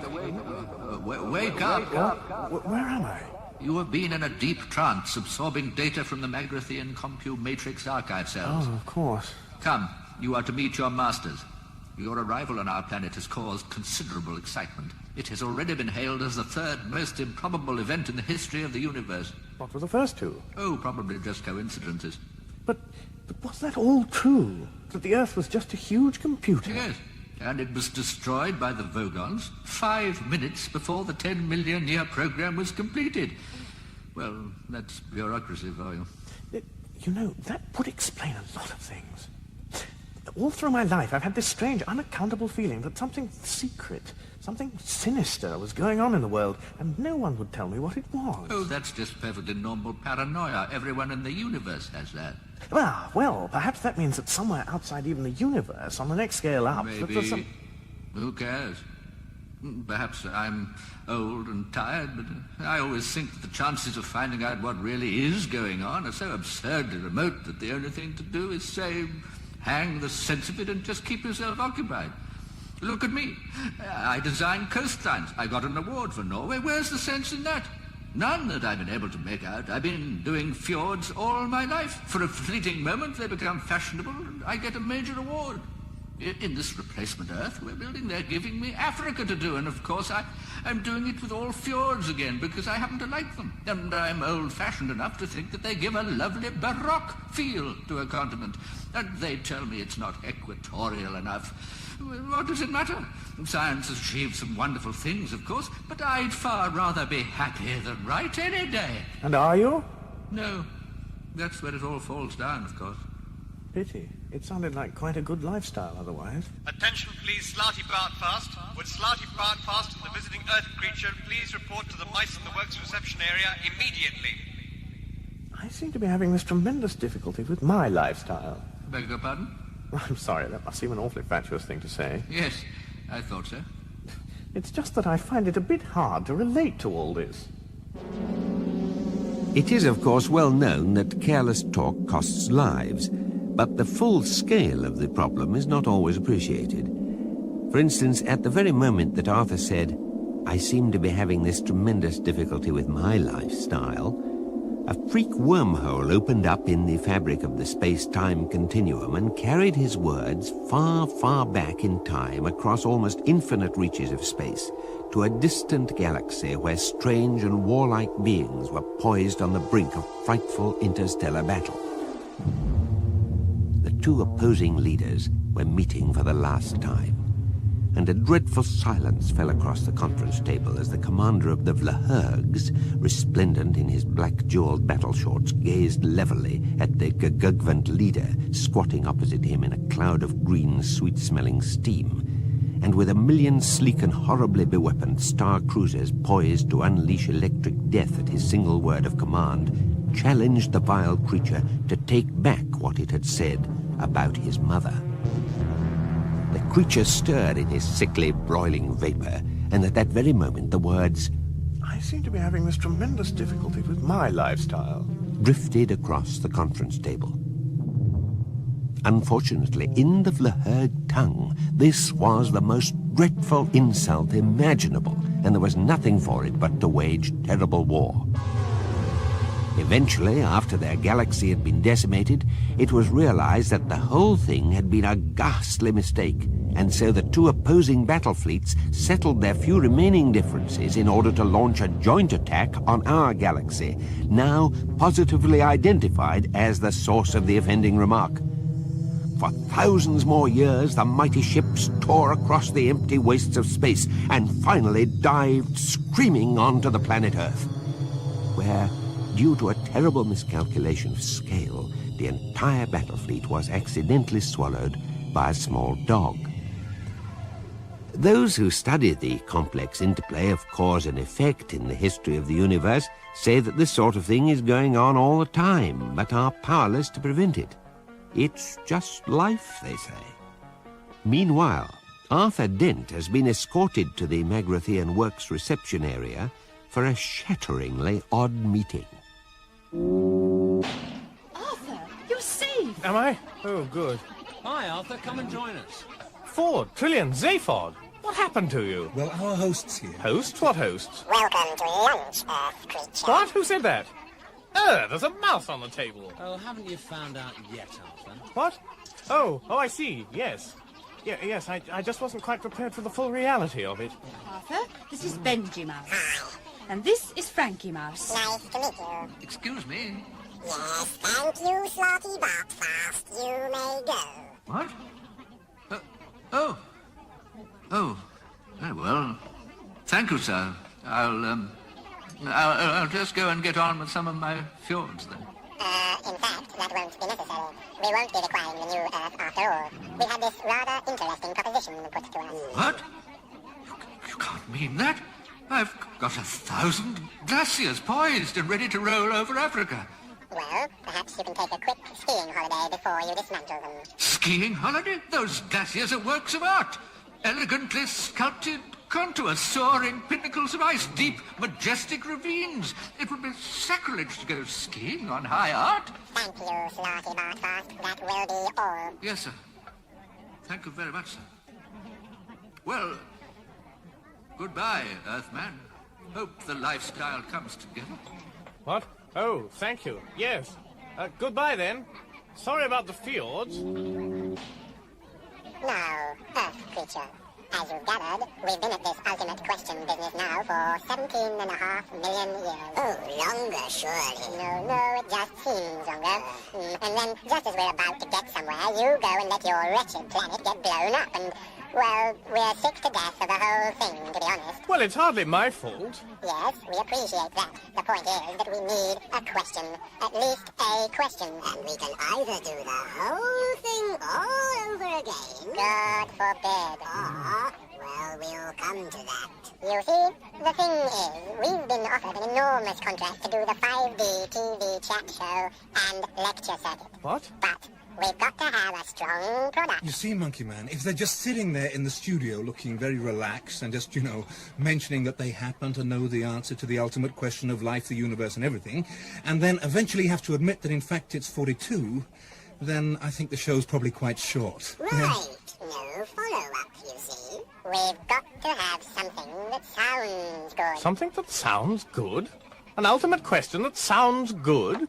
Well, I mean, yes, idealism. Yes, the dignity of pure research. Yes, the pursuit of truth in all its forms. But there comes a point, I'm afraid, where you begin to suspect that if there's any real truth, it's that the entire infinity of the universe is almost certainly being run by a bunch of maniacs.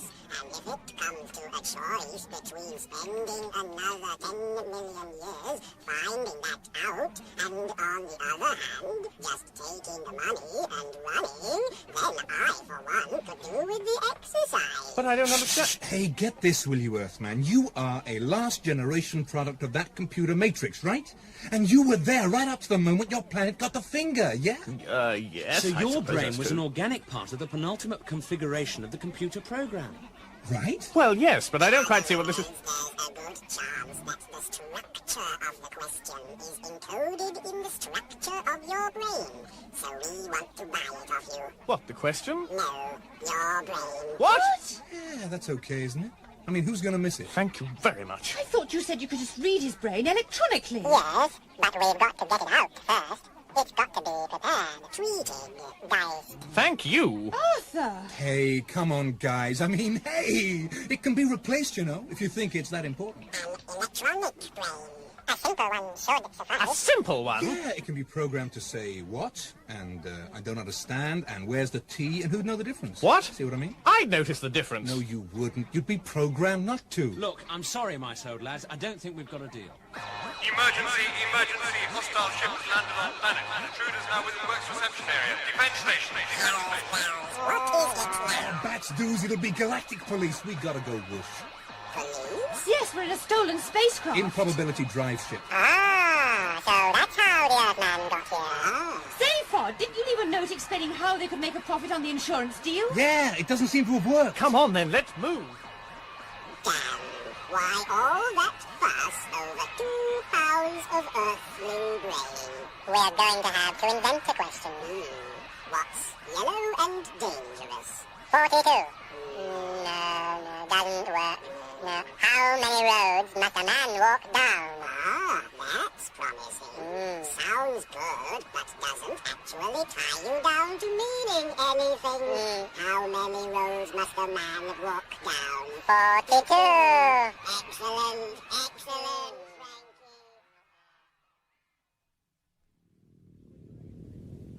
Which way you reckon, Zaphod? At a wild guess, I'd say down here. Okay, move. Okay, Beeblebrox, freeze! We got you covered. You want to try a guess at all, Ford? Okay, this way. Right, okay. We don't want to shoot you, Beeblebrox. Suits me fine. We're cornered. Oh, hell, I've dropped my adrenaline pills. All right, behind this computer bank. Get down. Hey, they're shooting at us. Yeah. I thought they said they didn't want to do that. Yeah, I thought they said that. Hey, we thought you said you didn't want to do that. It isn't easy being a cop. What did he say? He said it isn't easy being a cop. Well, surely that's his problem, isn't it? I'd have thought so. Hey, listen. I think we've got enough problems of our own with you shooting at us, so if you could avoid laying your personal problems on us as well, I think we'd probably find it easier to cope. Now, see here, you guys.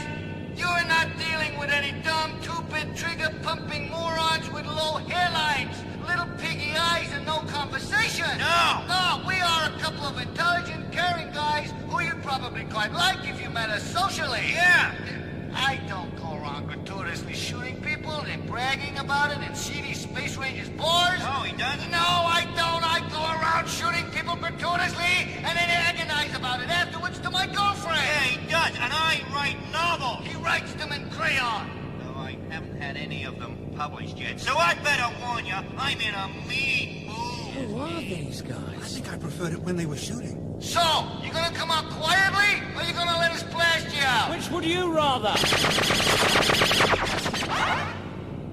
You still there? Yes! We didn't enjoy doing that at all. We could tell. Now listen to this, Beeblebrox, and you better listen good. Why? Because it's gonna be very intelligent and quite interesting and humane. Okay, fire away! I mean... Misunderstanding there. Yeah, it was fun though, wasn't it? Yeah. Let's shoot him again for a bit. Yeah, why not? The computer bank is absorbing a hell of a lot of energy. I think it's about to explode. Well, that about wraps it up for this lifetime. Well, it's been really nice running into you again, Zaphod. Zaglabos, trail jewels, kick ass strong.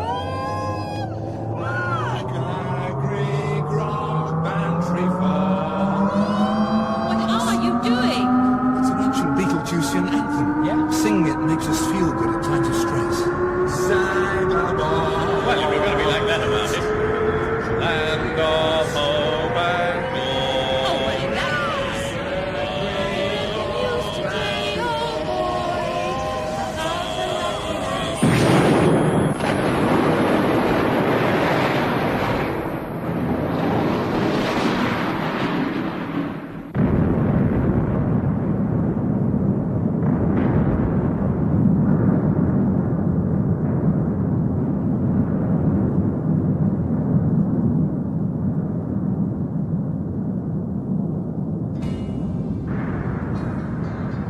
It is, of course, more or less at this misleading point that this part of our story ends. Though it is in many ways a remarkable story, contains much that is apocryphal, or at least wildly inaccurate, is reasonably cheap, and has the words "Don't Panic" written in large friendly letters on the cover, it is not, of course, the Hitchhiker's Guide to the Galaxy itself. To obtain your copy of the actual guide, please write to Megadodo Publications, Megadodo House, Ursa Minor Beta, enclosing £4.95p for the book and £578,000 million.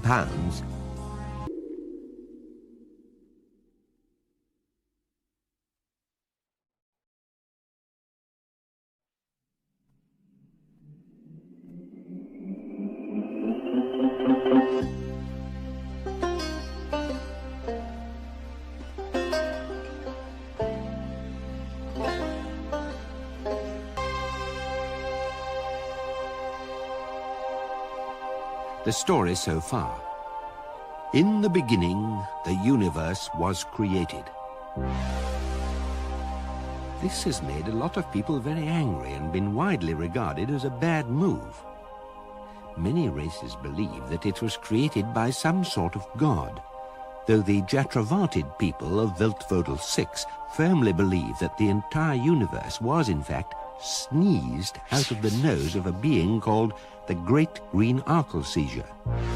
The Jatravatids, who live in perpetual fear of the time they call the coming of the Great White Handkerchief, are small blue creatures with more than 50 arms each, who are therefore unique in being the only race in history to have invented the aerosol deodorant before the wheel. However, the Great Green Arkelseizure theory was not widely accepted outside Viltvodel 6, and so one day a race of hyper-intelligent, pan-dimensional beings built themselves a gigantic supercomputer called Deep Thought to calculate once and for all the answer to the ultimate question of life, the universe, and everything. For 7.5 million years, Deep Thought computed and calculated and eventually announced that the answer was in fact 42. And so another even bigger computer had to be built to find out what the actual question was. And this computer, which was called the Earth, was so amazingly large that it was frequently mistaken for a planet, particularly by the strange ape-like beings who roamed its surface, totally unaware that they were simply part of a gigantic computer program. And this is very odd, because without that fairly simple and obvious piece of knowledge, nothing that ever happened on Earth could possibly have made the slightest bit of sense. However, at the critical moment of readout, the Earth was unexpectedly demolished to make way for a hyperspace bypass, and the only native Earth people to have survived the demolition are now being shot at behind a computer bank on the lost planet of Magrathea, along with their strange companions from Betelgeuse, who are currently singing an ancient Betelgeuse death anthem on the very sensible grounds that they are about to die. This is what the computer bank is about to do. And the time at which it is going to do it is 5 seconds from now.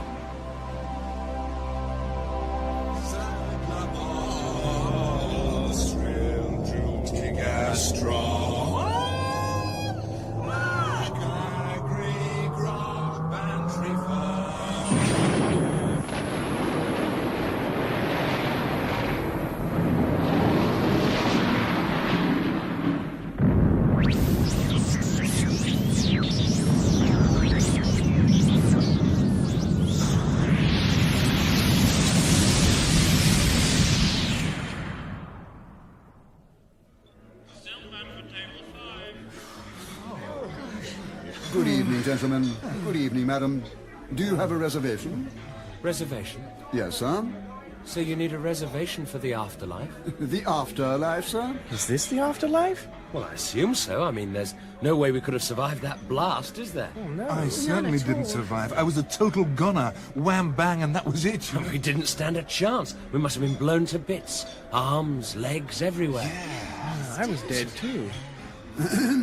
If you would care to order drinks... Instantaneously zonked into our component molecules. Hey, did you get that amazing thing of your whole life flashing before you? Yeah, you got that too, did you? Your whole life. Yeah, at least I assume it was mine. I spent a lot of time out of my skull, you know?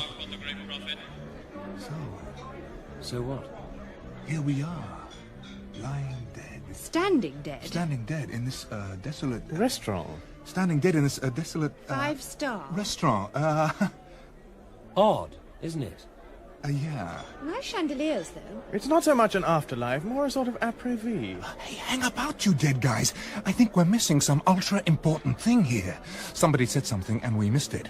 Trillian? I just said we were standing up. No, Earthman. I said it was a sort of après-vie. Yeah, and don't you wish you hadn't, Ford? I said it was odd. Yeah, shrewd but dull. That leaves a little weird, fella. Me, sir? Yeah, speak to me. I just said if you would care to order drinks... Drinks! That was it! See what you miss if you don't stay alert. If the lady and gentleman would care to take drinks before dinner... Yeah, great! And the universe will explode later for your pleasure. Hey, what? What sort of drinks do you serve here? I think sir has perhaps misunderstood me. I hope not. It is not unusual for our customers to be a little disorientated by the time journey. Time journey? You mean this isn't the afterlife? Afterlife, sir, no, sir. And we're not dead? Sir is most evidently alive. Otherwise, I would not attempt to serve, sir. Then where the photon are we? Hey, I've sussed it. This must be Milliways. Milliways! Yes, this is Milliways. What's Milliways? The restaurant at the end of the universe. End of what? The universe. When did that end? In just a few minutes, sir. Now, if you would care to order drinks, I'll show you to your table in the main part of the restaurant. Oh, fab. The restaurant at the end of the universe is one of the most extraordinary ventures in the entire history of catering. A vast time bubble has been projected into the future to the precise moment of the end of the universe. This is, of course, impossible. In it, guests take their places at table and eat sumptuous meals whilst watching the whole of creation explode about them. This is, of course, impossible. You can arrive for any sitting you like without prior reservation because you can book retrospectively, as it were, when you return to your own time. This is, of course, impossible. At the restaurant, you can meet and dine with a fascinating cross-section of the entire population of space and time. This is, of course, impossible. You can visit it as many times as you like and be sure of never meeting yourself because of the embarrassment that usually causes. This is, of course, impossible. All you have to do is deposit 1 penny in a savings account in your own era, and when you arrive at the end of time, the operation of compound interest means that the fabulous cost of your meal has been paid for. This is, of course, impossible. Which is why the advertising executives of the star system of Pastablon came up with this slogan. If you've done 6 impossible things this morning, why not round it off with breakfast at Milliways, the restaurant at the end of the universe?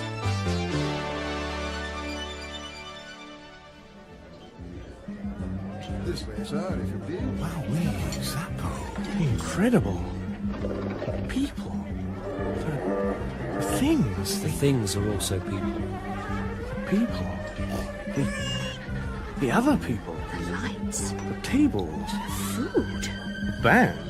The clothes. Yeah, the end of the universe is very popular. People like to dress up for it. Gives it a sense of occasion. If you could follow me, sir. Hey, everybody's here, you know. Everybody who was anybody. Was? Like everything's been done, you know? Hi, guys. How did you do? Hello, you old was-bees. Well, you're being well, Zaphod. Who are they all? Hey, there's an old mate of mine, Zaphod, you see? Top Black Desiato. See, the big guy with the platinum suit Oh, on. yeah! Did he ever make it mega big? Wow, bigger than the biggest thing ever. Other than me. Who is he? We don't know anybody. Hot Black Desiato? You don't know? No. You never heard of Disaster Area? No. The biggest, loudest, richest rock band in the history of... History itself? No. Bizarre, here we are at the end of the universe and you haven't even lived yet. Did you miss out? Hey, waiter, bring me volume 3 of the wine list. Hey, Hot Black, how you doing? Great to see you, big boy. How's the noise? You're looking great. Really very, very fat and unwell. Amazing, yeah. Remember the old days? We used to hang out, right? The Bistro Illegal, remember? The Evil Drone Boozerama? Slim's Throat Emporium. Great days, yeah. And when we were hungry, we'd pose as public health inspectors and go around confiscating meals and drinks. Great. And you were up all night trying to write songs and we all hated them. And you said you didn't care. And we said we did because we hated them so much. And you said you didn't want to be a star because you despised the star system. And we said we didn't think you had the option. And what do you do now? You buy star systems. Here is a guy who buys star systems. What's that number you do? That really huge one. How does it go? Wham, wham. Something. And in the stage act, it ends with this ship crashing right into the sun. And you actually do it. Ship, sun, boom. Wonderful. I mean, forget lasers. You guys are into solar flares and real sunburn. Oh, and terrible songs. Hey, want a drink? Hot Black? Kid, Yeah? go away. What? Beat it. And who are you? I'm the guy who's telling you to beat it before you get it beaten for you. Listen, Ugly, I'm one of Hot Black's oldest mates, and I And don't I'm Mr. Desiato's bodyguard, and I am responsible for his body, and I'm not responsible for yours, so take it away before it gets damaged. Now, wait a minute. No minutes, no waiting. Mr. Desiato speaks to no one. Well, perhaps he can speak for himself. He speaks to no one. Why? What's the matter with him?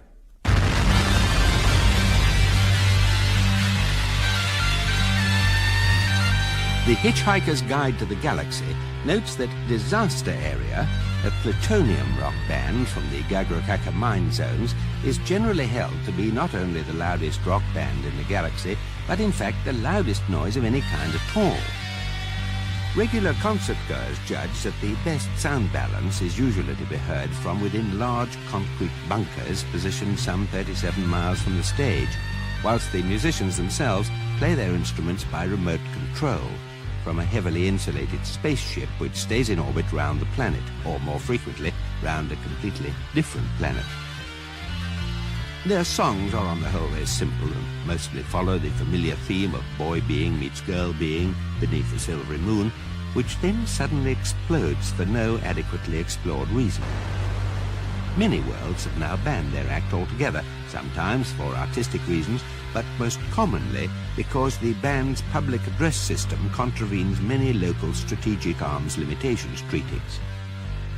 This has not, however, stopped their earnings pushing back the boundaries of pure hypermathematics, and their chief research accountant has recently been appointed Professor of Neo-Mathematics at Maximegalon for both his general and special theories of disaster area tax returns, in which he proves that the whole fabric of the space-time continuum is not merely curved, it is in fact totally bent.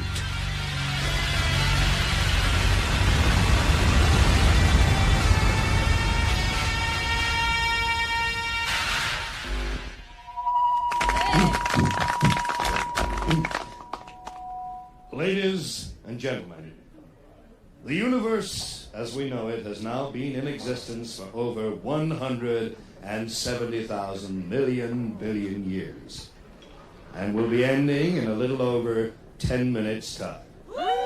So welcome one and all to Millaway's, the restaurant at the end of the universe. I am your host for tonight, Max Quarterpleen, and I come to you straight from the other end of time, where I've been hosting a show at the Big Bang Burger Chef, where we had a very exciting evening, you know what I mean, ladies and gentlemen, and I will be with you right through this tremendous historic occasion, the end of history itself. And now, let me introduce you to the band who are playing here for your pleasure tonight. Mr. Reg Nullify and his Cataclysmic Combo. Big hand, ladies and gentlemen, for Reg and his Cataclysmic Combo.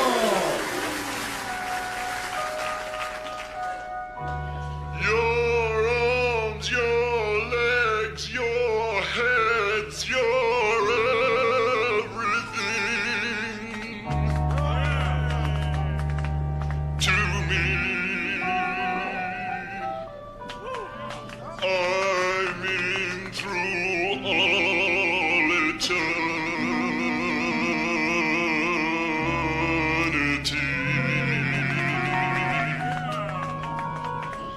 Your glistening scales of green, I don't know where they've been. You might have laid a tree, but I don't care. Oh, hi there, Ford. You talked to the big noise boy? Hot Black, yeah. I sort of spoke to him, yeah. What'd he say? Not a lot. He's, Yeah. he's spending a year dead for tax reasons. Oh, yeah. Neat. Boys, that's nice. So now, ladies and gentlemen, take your places at table. The candles are lit, the band is playing, and as the force-shielded dome above us fades into transparency, revealing a dark and sullen sky hung heavy with the ancient light of livid swollen stars, I can see that we are in for a fabulous evening's apocalypse. I know you're going to enjoy this, folks. But look, Ford, surely if the universe is about to end here and now, don't we go with it? No, look, as soon as you come into this dive, I think you get held in this sort of amazing force-shielded temporal warp thing. Look, I'll show you. Now, imagine this napkin as the temporal universe, right? And this spoon as a transductional mode in the matter curve. That's the spoon I was eating with. All right, imagine this spoon is the transductional mode in the matter curve. No, better still, this fork. Hey, could you let go of my fork, please? Look, why don't we say this wine glass is the temporal universe? So if I... Okay, forget that. I mean, do you know how the universe began for a kicker? Probably not. All right, imagine this. You get a large round bath made of ebony. Where from? Harrods was destroyed by the Vogons. No, it doesn't matter. So you keep saying? No, listen, just imagine you've got this ebony bath, okay, and it's conical. Conical? What kind of bath is likely to be conical? So what you do, you fill it with fine white sand, right? Fine white powder, anything. Why? And when it's full, you pull the plug out, and it all just twirls down out of the plug hole. But the thing is, the clever bit, is that you film it happening. You get a movie camera from somewhere and actually film it. But then you thread the film in the projector backwards. Backwards? Yeah, neat, you see. So what happens is you just sit and watch it, and then everything appears to spiral upwards out of the plug hole and fill the bath. See? And that's how the universe began? No, but it's a marvellous way to relax. Funny man. Well, broke the ice, didn't it?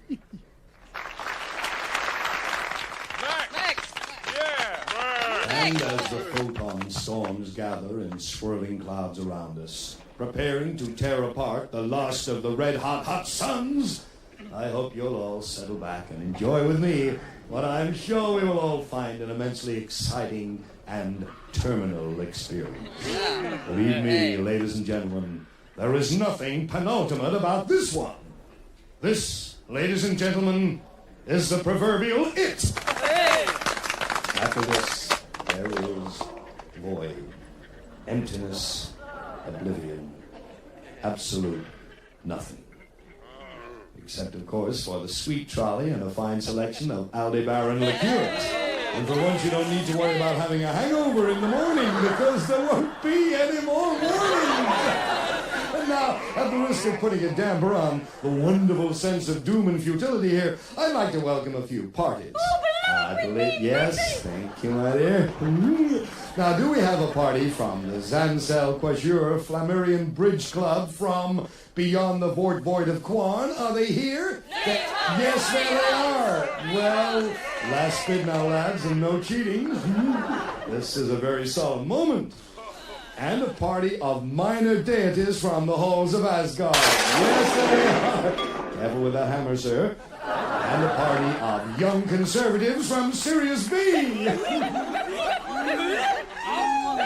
We lay it all at your door, of course. And lastly, a party of devout believers from the Church of the Second Coming of the great prophet Zarquan.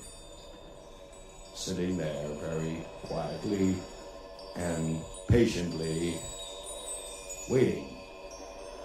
Well, fellas, let's hope he's hurrying, because he's only got 8 minutes left. But seriously, though, no offense, man. I know we shouldn't make fun of deeply held beliefs, so I think a big hand, please, for the great prophet Zarquan. However, he's got to. It is marvelous, though, to see so many of you here tonight. Isn't it just, though? Because I know that many of you come time and time again, and I personally think this is really wonderful, to come and watch this final end of everything and then return home to your own eras and raise families, strive for new and better societies, fight terrible wars for what you believe to be right. It really gives one hope for the future of all life kind. Except, of course, that we know it hasn't got one. Excuse me, sir. Who, me? Mr. Zaphod Beeblebrox? Yeah. There is a phone call for you. Hey, what? Here? Hey, but who knows where I am? Zaphod, perhaps it's the Galactic Police caught up with us. Could they have traced us here? You mean they want to arrest me over the phone? Could be. I'm a pretty dangerous dude when I'm cornered. Oh, yeah, you go to pieces so fast that people get hit by the shrapnel. Hey, what is this? Judgment Day? Do we get to see that as well? Fantastic. I'm in no hurry. So who's the cat on the phone? Pass the wine, Ford. I am not personally acquainted with the metal gentleman in question, sir, but I'm informed that he has been awaiting your return for a considerable number of millennia. It seems you left here, sir, somewhat precipitately. Hey, left here? We've only just arrived. Indeed, sir. But before you arrived here, sir, you left here. Yeah, you're saying that before we arrived here, we left here? That is what I said, sir. Put your analyst on danger money, baby, now. No, wait a minute. Where exactly is here? The planet Magrathea, sir. But we just left there. This is the restaurant at the end of the universe, I thought. Yeah, precisely, sir. The one was constructed on the ruins of the other. Ah, you mean we've travelled in time, but not in space? Listen, you semi-evolved simian, go climb a tree, won't you? Oh, go bang your heads together, Four Eyes. No, your monkey has got it right, sir. Who are you calling a monkey? You jumped forwards in time many millions of years while retaining the same position in space. Your friend has been waiting for you in the meantime. Well, what's he been doing? Rusting a little? Marvin! It must be Marvin. The paranoid android. Space cookies! Hand me the wrap rod plate, Captain. I beg your pardon, sir. The phone, waiter. Gee, you guys are so unhip, it's a wonder your bums don't fall off. What, sir? The phone, sir. Marvin, hi, how you doing, kid? I think you ought to know I'm feeling very depressed. Hey, yeah, we're having a great time. Food, wine, a little abuse, and the universe going boom. Where can we find you? You don't have to pretend to be interested in me, you know. I know perfectly well I'm only a menial robot. Yeah, okay, but where are you? Reverse primary thrust, Marvin. That's what they say to me. Open airlock number 3, Marvin. Marvin, can you pick up that piece of paper? Can I pick up that piece of paper? Here I am, brain the size of the planet. Yeah. I'm quite used to being humiliated. I can even go and stick my head in a bucket of water if you like. Yeah, Marvin... Would you like me to go and stick my head in a bucket of water? I've got one ready. Wait a minute. What's he saying, Zaphod? Oh, nothing. He just phoned up to wash his head at us. Has that satisfied you? Will you please tell us where you are? I'm in the car park. In the car park? What are you doing there? Parking cars. What else does one do? Yeah, okay, now stay there. Come on, guys, let's go. Marvin's down in the car park. Car park? What's he doing in a car park? Parking cars! What else, dum-dum? Ford Trillion, let's move! Okay. Particle of creation. Now, a very interesting effect to watch for is in the upper left-hand quadrant of the sky, where you will clearly see the star system of Hastromil boiling away into the ultraviolet. Anyone here from Hastromil? Well, it's too late to worry about whether you've left the gas on now.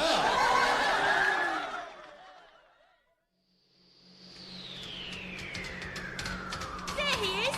Marvin! Marvin! Hey, kid, are we pleased to see you? No, you're not. No one ever is. No, really, Marvin, we are. Quite. Yeah. Hanging around waiting for us all this time. The first 10 million years were the worst. And the second 10 million, they were the worst too. The third 10 million I didn't enjoy at all. After that, I went into a bit of a decline. Well, poor old Marvin. It's the people you meet that really get you down in this job. They're so boring. The best conversation I had was over 34 million years ago. Oh, dear. And that was with a coffee machine. Hey, Zaphod, come and have a look at some of these little star trolleys. Look at this baby, Zaphod, the tangerine star buggy with the black sunbusters. Hey, get this number. Multi-cluster quark drive and Perspial X running boards. This has got to be a Laszlo Lyrican custom job, yeah? Oh, look, the infra-pink lizard emblem on the neutrino counter. Yeah, I was passed by one of these mothers once out near the Axel Nebula. I was going flat out, and this thing just strolled past me. Star drive hardly ticking over. Just incredible. Too much. Yeah, 10 seconds later, it smashed straight into the third moon of Jacqueline Beta. Hey, right? Yeah, but a great-looking ship, though. Looks like a fish, moves like a fish, steers like a cow. No kidding. Wait a minute. That one there. Hey! Now that is really bad for the eyes. It's so black, you can hardly even make out its shape. Light just falls into it. And feel the surface. Yeah. Hey, you can't. See? It's just totally frictionless. Oh, this must be one mother of a mover. I bet the cigar lighter's even on photon drive. Well, what do you reckon, Ford? What? You mean stroll off with it? Do you think we should? No. Nor do I. Let's do it. Okay. We better shift soon. In a few seconds, the universe will end and all the captain creeps will be pouring down here to find their Borg-mobiles. Zaphod? Yeah? How do we get into it? Just don't spoil a beautiful idea, will you, Ford? Perhaps the robot can figure something out. Yeah. Hey, Marvin! Come over, we've got a job for you. I won't enjoy it. Yes, you will. There's a whole new life stretching out ahead of you. Oh, not another. Will you shut up and listen? This time there's going to be excitement and adventure and really wild things. Sounds awful. Marvin, all I'm trying to say... I suppose you want me to open this spaceship for you. Marvin, just listen, will you? What? I suppose you want me to open this spaceship for you. Hey, yes. Well, I wish you'd just tell me rather than trying to engage my enthusiasm, because I haven't got one. Abracadabra servo systems. How'd you do that, Marvin? Didn't I tell you I've got a brain the size of a planet? No one ever listens to me, of course. Oh, shut up, Marvin. See what I mean? Hey, Zaphod, look at this. Look at the interior of this ship. Hey. Weird. It's black. Everything in it is just totally black. And now, ladies and gentlemen, the moment you've all been waiting for. The skies begin to boil. Nature collapses into the screaming void. In 15 seconds' time, the universe itself will be at an end. See where the light of infinity bursts in upon us!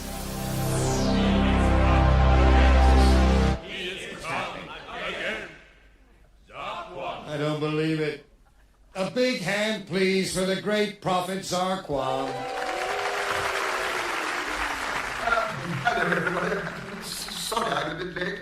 I've had a terrible time. All sorts of things popping up at the last moment. How are we for time?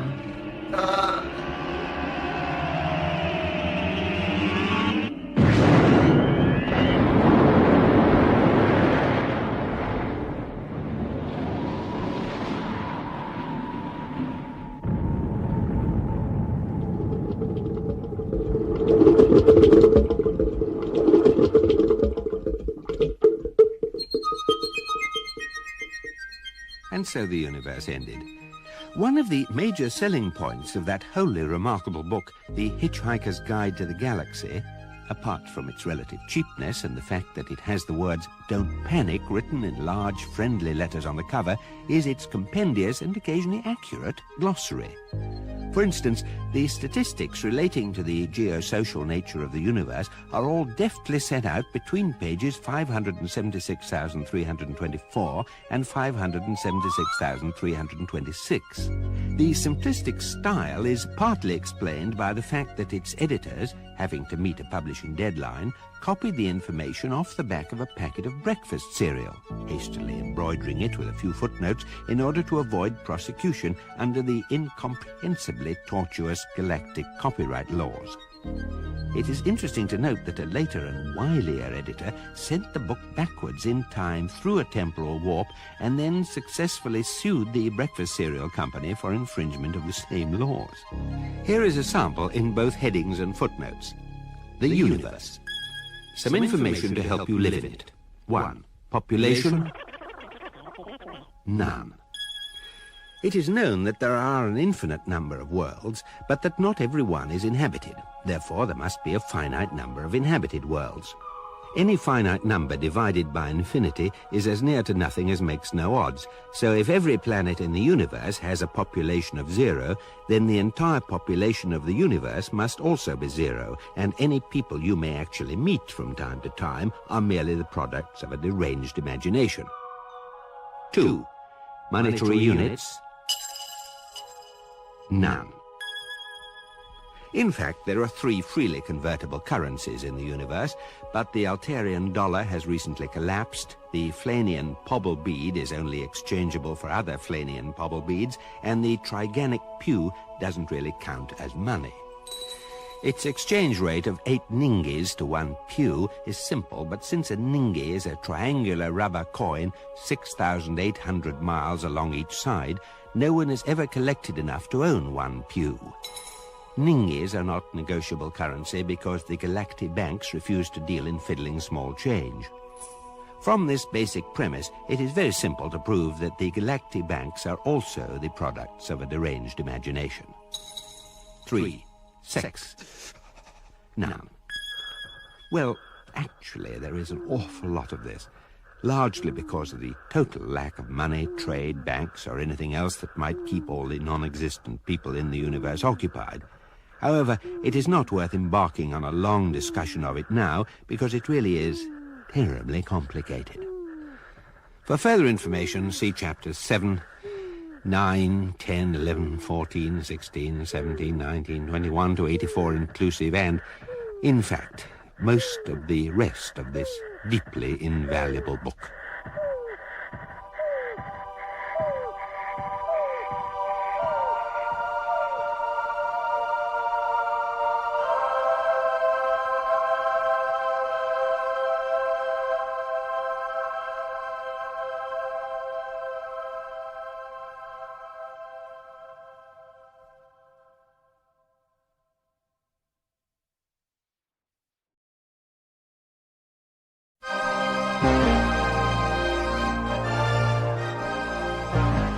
The history of every major galactic civilization has three distinct and recognizable phases, those of survival, inquiry, and sophistication, otherwise known as the how, why, and where phases.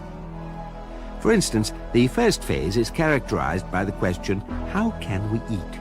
And the second by the question, why do we eat? And the third by the question, where shall we have lunch? Though it will usually take a large civilization many thousands of years to pass through the how, why, and where phases, smaller social groupings under stressful conditions can pass through these phases with extreme rapidity. Thus, How are we doing? Badly. Where are we going? I don't know. Why not? Shut up. Oh, basically what you're trying to say is that we're out of control. It's the wild color scheme that freaks me. Every time you try to operate one of these weird black controls, which are labeled in black on a black background, a small black light lights up black to let you know you've done it. What is this, some kind of galactic hyperhearse? Perhaps it was designed by somebody with eyes that respond to different wavelengths. Or didn't have much imagination. Perhaps he was feeling very depressed. It's making me feel space sick. Time sick. We're plummeting backwards through time. Oh, God. No, I think I really am going to be ill. Go ahead, we could do with a little color about the place. Well, this is civilized after-dinner conversation. Hey, look, Earthman, you've got a job to do, right? The question to the ultimate answer, right? There's a lot of loot tied up in that head thing of yours. Just think of the merchandising. Ultimate question T-shirts, ultimate question biscuits. Well, yes, but where do we start? I don't know. The ultimate answer, so-called, is 42. Well, what's the question? How am I supposed to know? Could be anything. I mean, what's 6 times 7? 42! Yes, I know that. I'm just saying the question could be anything. How should I know? Because you're the last one. You were there when your planet did the big firework. I wish you wouldn't say things like that. I just don't know. I know. Shut up, Marvin. This is organism talk. It's printed in the Earthman's brainwave patterns, but I don't suppose you'll be very interested in hearing that. You mean you can see into my mind? Yes. And? It amazes me how you manage to live in anything that small. Ah, abuse. Yes. Oh, ignore him. He's only making it up. Making it up? Why should I want to make anything up? Life's bad enough as it is without wanting to invent any more of it. Marvin, if you knew what it was all along, why didn't you tell us? You didn't ask. Well, we're asking you now, Metal Man. What's the question? The ultimate question. Yes. The ultimate question of life, the universe, and everything. Yes! To which the answer is 42. Yes, come on! I can tell that you're not really interested. Will you just tell us, you motorized maniac? Listen, that sounds better. Have you managed to sort out the controls? No, I just stopped fiddling with them. I could tell you weren't really interested. I think this ship has a far better idea of where it's going than we do. I wonder who it belongs to. Me. No, who it really belongs to. Really me. Property is theft, right? Therefore, theft is property. Therefore, this ship is mine, okay? Tell the ship that. Ship, this is your new owner speaking to you.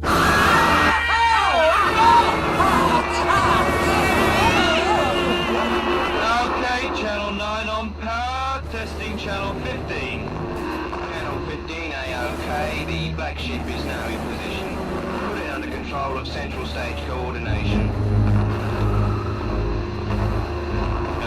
Yeah, ship locked into stage computer, A-OK.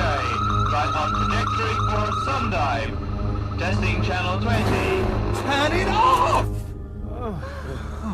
You know what I'm thinking? I think so. Tell me what you think I'm thinking. I think you're thinking it's time we got off this ship. I think you're right. I think you're right. Why? What's happening? Quiet. We're thinking. Find another radio channel. Fine weather for the concert this afternoon. I'm standing on the stage here in the middle of the Kakrafoon Desert, and with the aid of hyperbinoptic glasses, I can just make out the huge audience cowering there on the horizon all around us. Behind me, the speaker stacks rise like a sheer cliff face, and high above me, the sun is shining away and doesn't know what's going to hit it. The environmentalist lobby do know what's going to hit it, and claim that the concert will cause earthquakes, tidal waves, hurricanes, irreparable damage to the atmosphere, and all the other things that environmentalists usually go on about. But I've just had a report that the representative of disaster area met with the environmentalists this morning and had them all shot. So nothing now stands in the way of the concert going. We're going into the sun. I don't understand. This ship is just a huge stage prop. We're going to dive into the sun. And that's bad, is it? Yes! Perhaps you can do something with your towel. No! So this is it! We're going to die! Will you stop saying that?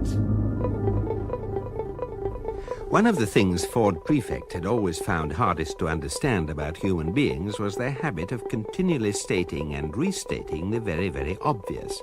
As in, it's a nice day, or you're very tall, or so this is it, we're going to die. At first, Ford had formed a theory to account for this strange behavior. If human beings don't keep exercising their lips, he thought, their mouths probably seize up. After a while, he abandoned this theory in favor of a new one. If they don't keep exercising their lips, he thought, their brains start working. In fact, this second theory is more literally true of the Belcerabon people of Kakrafoon Kappa. The Belcerabons used to cause great resentment and insecurity amongst neighboring races by being one of the most enlightened, accomplished, serene, and above all, quiet civilizations in the galaxy. As a punishment for this behavior, which was held to be offensively self-righteous and provocative, a galactic tribunal inflicted on them that most cruel of all social diseases, telepathy. Now, in order to prevent themselves broadcasting every slightest thought that crosses their minds to anyone within a 5-mile radius, they have to talk loudly and continuously about the weather, the trouble with sand, and also about what an appallingly noisy place Kakrafoon has suddenly become.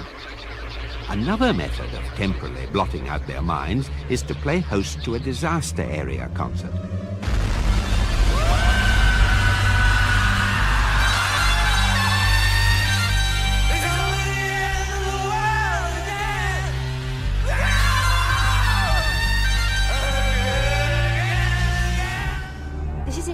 We're starting to dive, right on course for the sun. Ford, how many escape capsules are there? None. You counted them? Twice. You get the stage crew on the radio? Yeah, I said there was a whole bunch of people on board. They said there was a whole bunch of nothing they could do. You said who you were? Yeah, they said it was a great honor.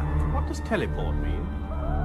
What did you say? Sorry, probably the wrong moment to read it. Where does it say teleport? Well, there, just under the word emergency and above the word system, next to the sign saying out of order. Hell's donkeys! Well, it seems okay. It's just the guidance system that's cocked up. Who cares where we go? Let's just get out. Oh, no. No, the auto system's gone too. Someone would have to stay and operate it. Hey, Marvin. Kid, how you doing? Very badly, I suspect. Would you like to... lay down my life selflessly for you? Make the ultimate sacrifice? Yeah. Consign my brain, which is the size of a planet, to death in the heart of a blazing sun so that you can all escape and save your tiny... Yeah, there's nothing to go on about it, okay? All right, you better all get into the teleport. Come on, guys, here we go! Okay, Marvin. Thanks, metal pal. Thank you, Marvin. See you! Or something. Excitement, adventure, really wild things. I suppose some people might have expected better treatment after having waited for 576,000 million years, but not me. No. I may just be a menial robot, but I'm far too intelligent to expect anyone to think of me for a moment. Far too intelligent.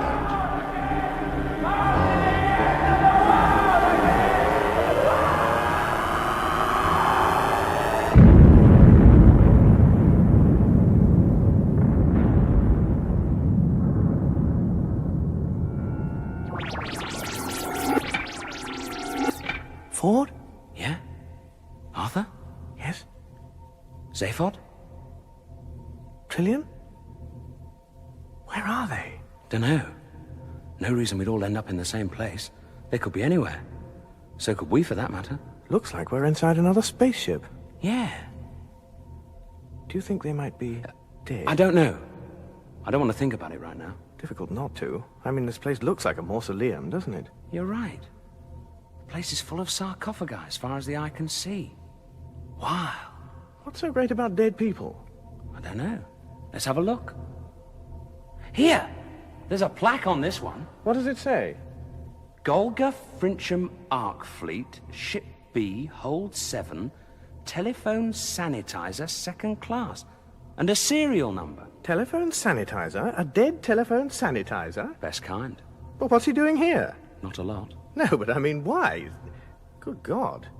This one's a dead hairdresser. And this one here's an advertising account executive. And here's a second-hand car salesman, 3rd class. Are these really coffins? They're terribly cold. All right, hold it right there. Put your hands up and turn around slowly. Hello? Why isn't anyone ever pleased to see us? Captain? Yes, number one. I've just had a sort of report thing from number 2. Oh, dear. He was shouting something or other about having found some prisoners. Oh, well, perhaps that'll keep him happy for a bit. He's always wanted some. Captain, sir! Ah, hello, number 2. Having a nice day? I've brought you the prisoners I located in Freezer Bay 7, sir. Hello. Hello. Excuse me not getting up. I'm just having a quick bath. Well, gin and tonics all round then. Look in the fridge, number 1. Certainly, sir. Don't you want to interrogate the prisoners, sir? Now, why on earth would I want to do that? To get information out of them, sir. Find out why they came here, sir. No. I expect they just dropped in for a quick gin and tonic, don't you? But, sir, they're my prisoners. Can't I just interrogate them a little bit? No, all right, if you must. Ask them what they want to drink. Oh, thank you, sir. All right, you scum! You vermin! No, steady on, number 2. What do you want to drink? Well, the gin and tonic sounds very nice to me. Arthur? What? Oh, yes. With ice or without? Oh, with, please. Lemon? Oh, yes, please. And do you have any of those little biscuits? You know, the cheesy ones? I'm asking the question. And number 2. Sir! Push off, will you? There's a good chap. I'm trying to have a relaxing bath. Sir! May I remind you that you have now been in that bath for over 3 years? Yes, well, you need to relax a lot in a job like mine. What on earth's going on? Could I ask you actually what your job is, in fact? Your drinks. Oh, thanks. I mean, I couldn't help noticing, you know, the bodies. Yeah, well, bodies? All those dead telephone sanitizers and account executives, you know, in the hole. Oh, they're not dead, good Lord. No, they're just frozen. They're going to be revived. You really mean you've got a hold full of frozen hairdressers? Yes, millions of them. Hairdressers, tired TV producers, insurance salesmen, personnel officers. Security guards, public relations executives. Management consultants, pipe bands, you name it, we've got it. We're going to colonize another planet. What? Exciting, isn't it? What, with that lot? Well, now, don't misunderstand me. We're just one of the ships in the Ark fleet. We're the B Ark, you see. Sorry, could I just ask you, do run a bit more hot water for me? Thanks. Now, do help yourself to more drinks, of course. Thanks. What's a B Ark? Yeah? Oh, well, what happened, you see, was our planet was doomed. Doomed? Oh, yes. So what everyone thought was, let's pack the whole population into some giant spaceships and go and settle on another planet. You mean a less doomed one? Precisely. So it was decided to build 3 ships, 3 arcs in space. I'm not boring you, am I? No, it's fascinating. Oh, it's delightful to have someone else to talk to for a change. Trouble with a long journey like this is that you end up just talking to yourself a lot, which gets terribly boring because half the time you know what you're going to say next. Only half the time? Yes, about half, I'd say. Anyway, where's the soap? Ah, yes.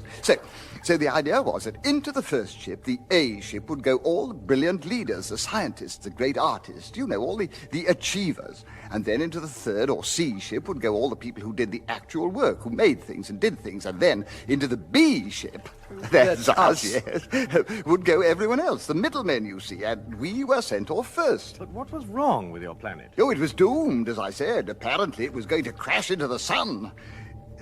Or was it that the moon was going to crash into us? Oh, I thought it was that the planet was going to be invaded by a gigantic swarm of 12-foot piranha bees. That's not what I was told. My commanding officer swore blind that the entire planet was in imminent danger of being eaten by an enormous mutant star goat. Oh, really? Yeah, and he said he only wished he was going off in the first ship too. But they made sure that they sent all you lot off first anyway. Yes, well, everyone said very nicely, I thought, that it was very important for morale to feel that they would be arriving on a planet where they could be sure of a good haircut and where the phones were clean. Oh, yes, well, I can see that would be very important. Can you? And the other ships followed on after you, did they? Well, it's funny you should mention that, because curiously enough, we haven't actually heard a peep out of them since we left 5 years ago. But they must be behind us somewhere. Unless, of course, they were eaten by the goat. Oh, yes, the goat. Well, it's a funny thing, you know, now that I actually come to tell the story to someone else. I mean, does it strike you as odd, number one? Well, I can see that you've got a lot of things you're going to want to talk about, so thanks for the drinks, and if you could sort of drop us off at the nearest convenient planet. Well, that's a little difficult, you see, because our trajectory thingy was preset before we left Golga Frincham. I think partly because I'm not actually very good with figures. You mean we're stuck here on this ship? Oh, bloody hell. Well, when are you going to reach the planet you're meant to be colonizing? Oh, we're nearly there, I think, any second now. Probably time I got out of the bath, in fact. I don't know, though. Why stop just when I'm enjoying it? So we're actually going to land in a minute? Well, not so much land, in fact. I think, as far as I can remember, we were programmed to crash on it. Crash? Yes, it's all part of the plan, I think. There was a terribly good reason for it, which I can't quite remember at the moment. You're a load of useless bloody loonies. Yes, that was it! The Hitchhiker's Guide to the Galaxy has this to say about the planet of Golga Frincham.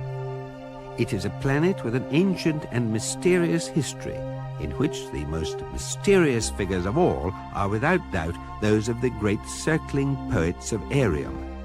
These circling poets used to live in remote mountain passes where they would lie in wait for small bands of unwary travellers, circle round them and throw rocks at them. And when the travellers cried out, saying, why didn't they go away and get on with writing some poems instead of pestering people with all this rock-throwing business, they would suddenly break off and sing them a beautiful and incredibly lengthy song in which they told of how there once went forth from the city of Vasilion a party of 5 sage princes with 4 horses. The first part of the song tells how these 5 sage princes, who are of course brave, noble and wise, travel widely in distant lands, fight giant ogres, pursue exotic philosophies, take tea with weird gods, and rescue beautiful monsters from ravening princesses, before finally announcing that they have achieved enlightenment and that their wanderings are therefore accomplished. The second and much longer part tells of all their bickerings about which one of them is going to have to walk back. It was a descendant of these eccentric poets who invented these spurious tales of impending doom, which enabled the people of Golga Frincham to rid themselves of an entire useless third of their population. The other 2/3, of course, stayed at home and lived full, rich and happy lives until they were all suddenly wiped out by a virulent disease contracted from a dirty telephone. Meanwhile, Arthur Dent, Ford Prefect, and an ark-load of frozen middle management men have crashed into the prehistoric dawn of a small blue-green planet circling an unregarded yellow sun at the unfashionable end of the western spiral arm of the galaxy.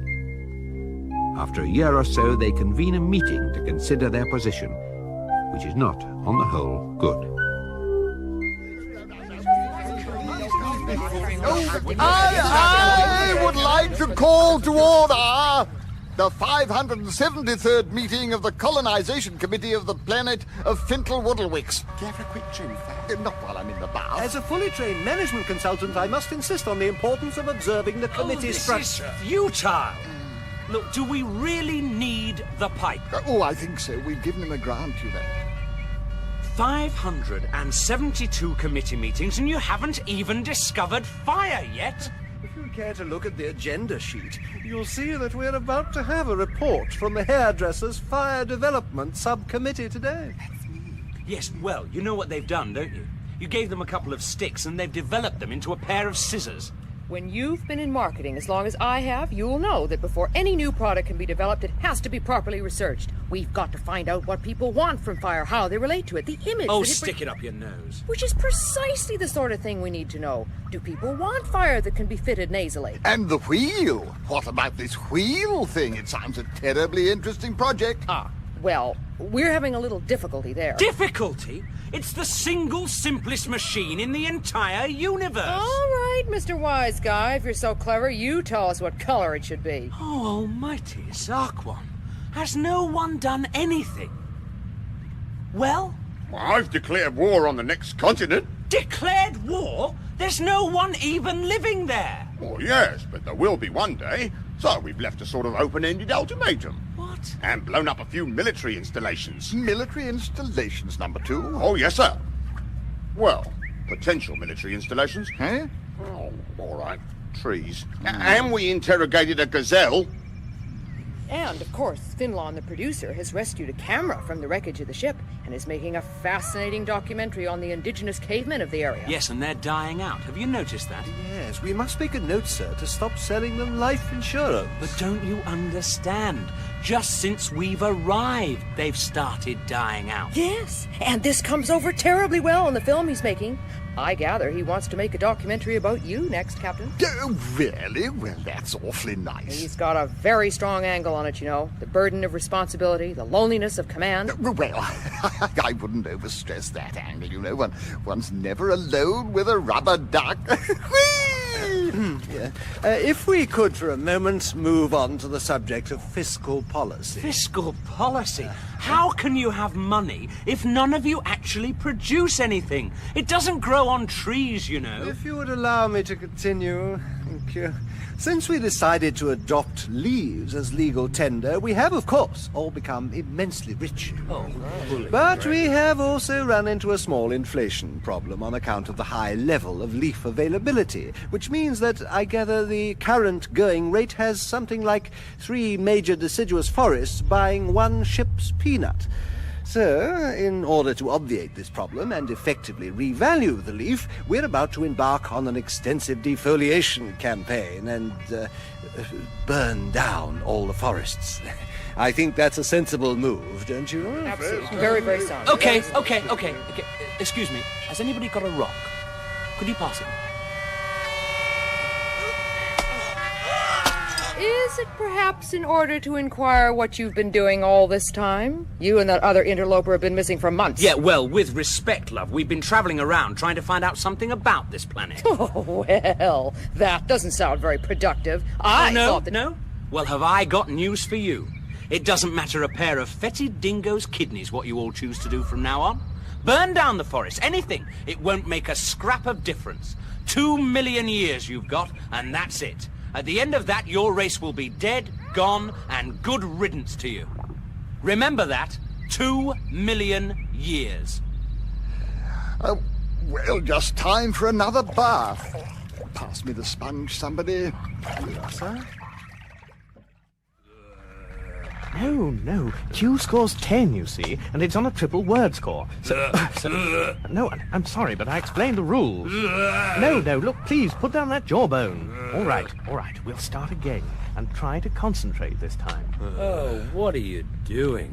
Trying to teach the caveman to play Scrabble. It's uphill work. The only word he knows is grunt, and he can't spell it. And would you please tell me what that is supposed to achieve? We've got to encourage them to evolve, Ford. Can you imagine what a world is going to be like that descends from those cretins over there? We don't have to imagine. Let's face it. We already know what it's like. We've seen it. There's no escape. Did you tell them what we discovered? Slarty Bartfast's signature on the glacier? No, what's the point? Why should they listen? What's it to them that this planet happens to be called the Earth? And that it happens to be my original home? Yes, but you won't even be born for nearly 2 million years, so they're likely to feel that it's not a lot of your business. Face up to it, Arthur. Those Zeebs over there are your ancestors, not these cavemen. Put the Scrabble away. It won't save the human race, because Mr. Ugg here is not destined to be the human race. The human race is currently sitting round that rock over there making documentaries about themselves. But there must be something we can do. No, nothing. Really, nothing. Because it's all been done. Listen, we've been backwards and forwards through time and ended up here, 2 million years behind where we started. But that doesn't change the future, because we've seen it. We know the Earth ends up being cleared away by the Vogons to make way for a new hyperspace bypass. Wise up, kid. There's nothing you can do to change it because it's already happened. And all because we arrived here with the Golga Frinchams in their B-Ark. Yes. Poor bloody caveman. It's all been a bit of a waste of time for you, hasn't it?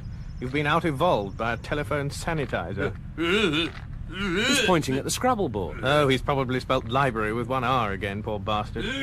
No, he hasn't. Hey, no, look. It says 42. The experiment, it's something to do with the computer program to find the ultimate question. Hey, you know what this means, don't you? What? It must have gone wrong.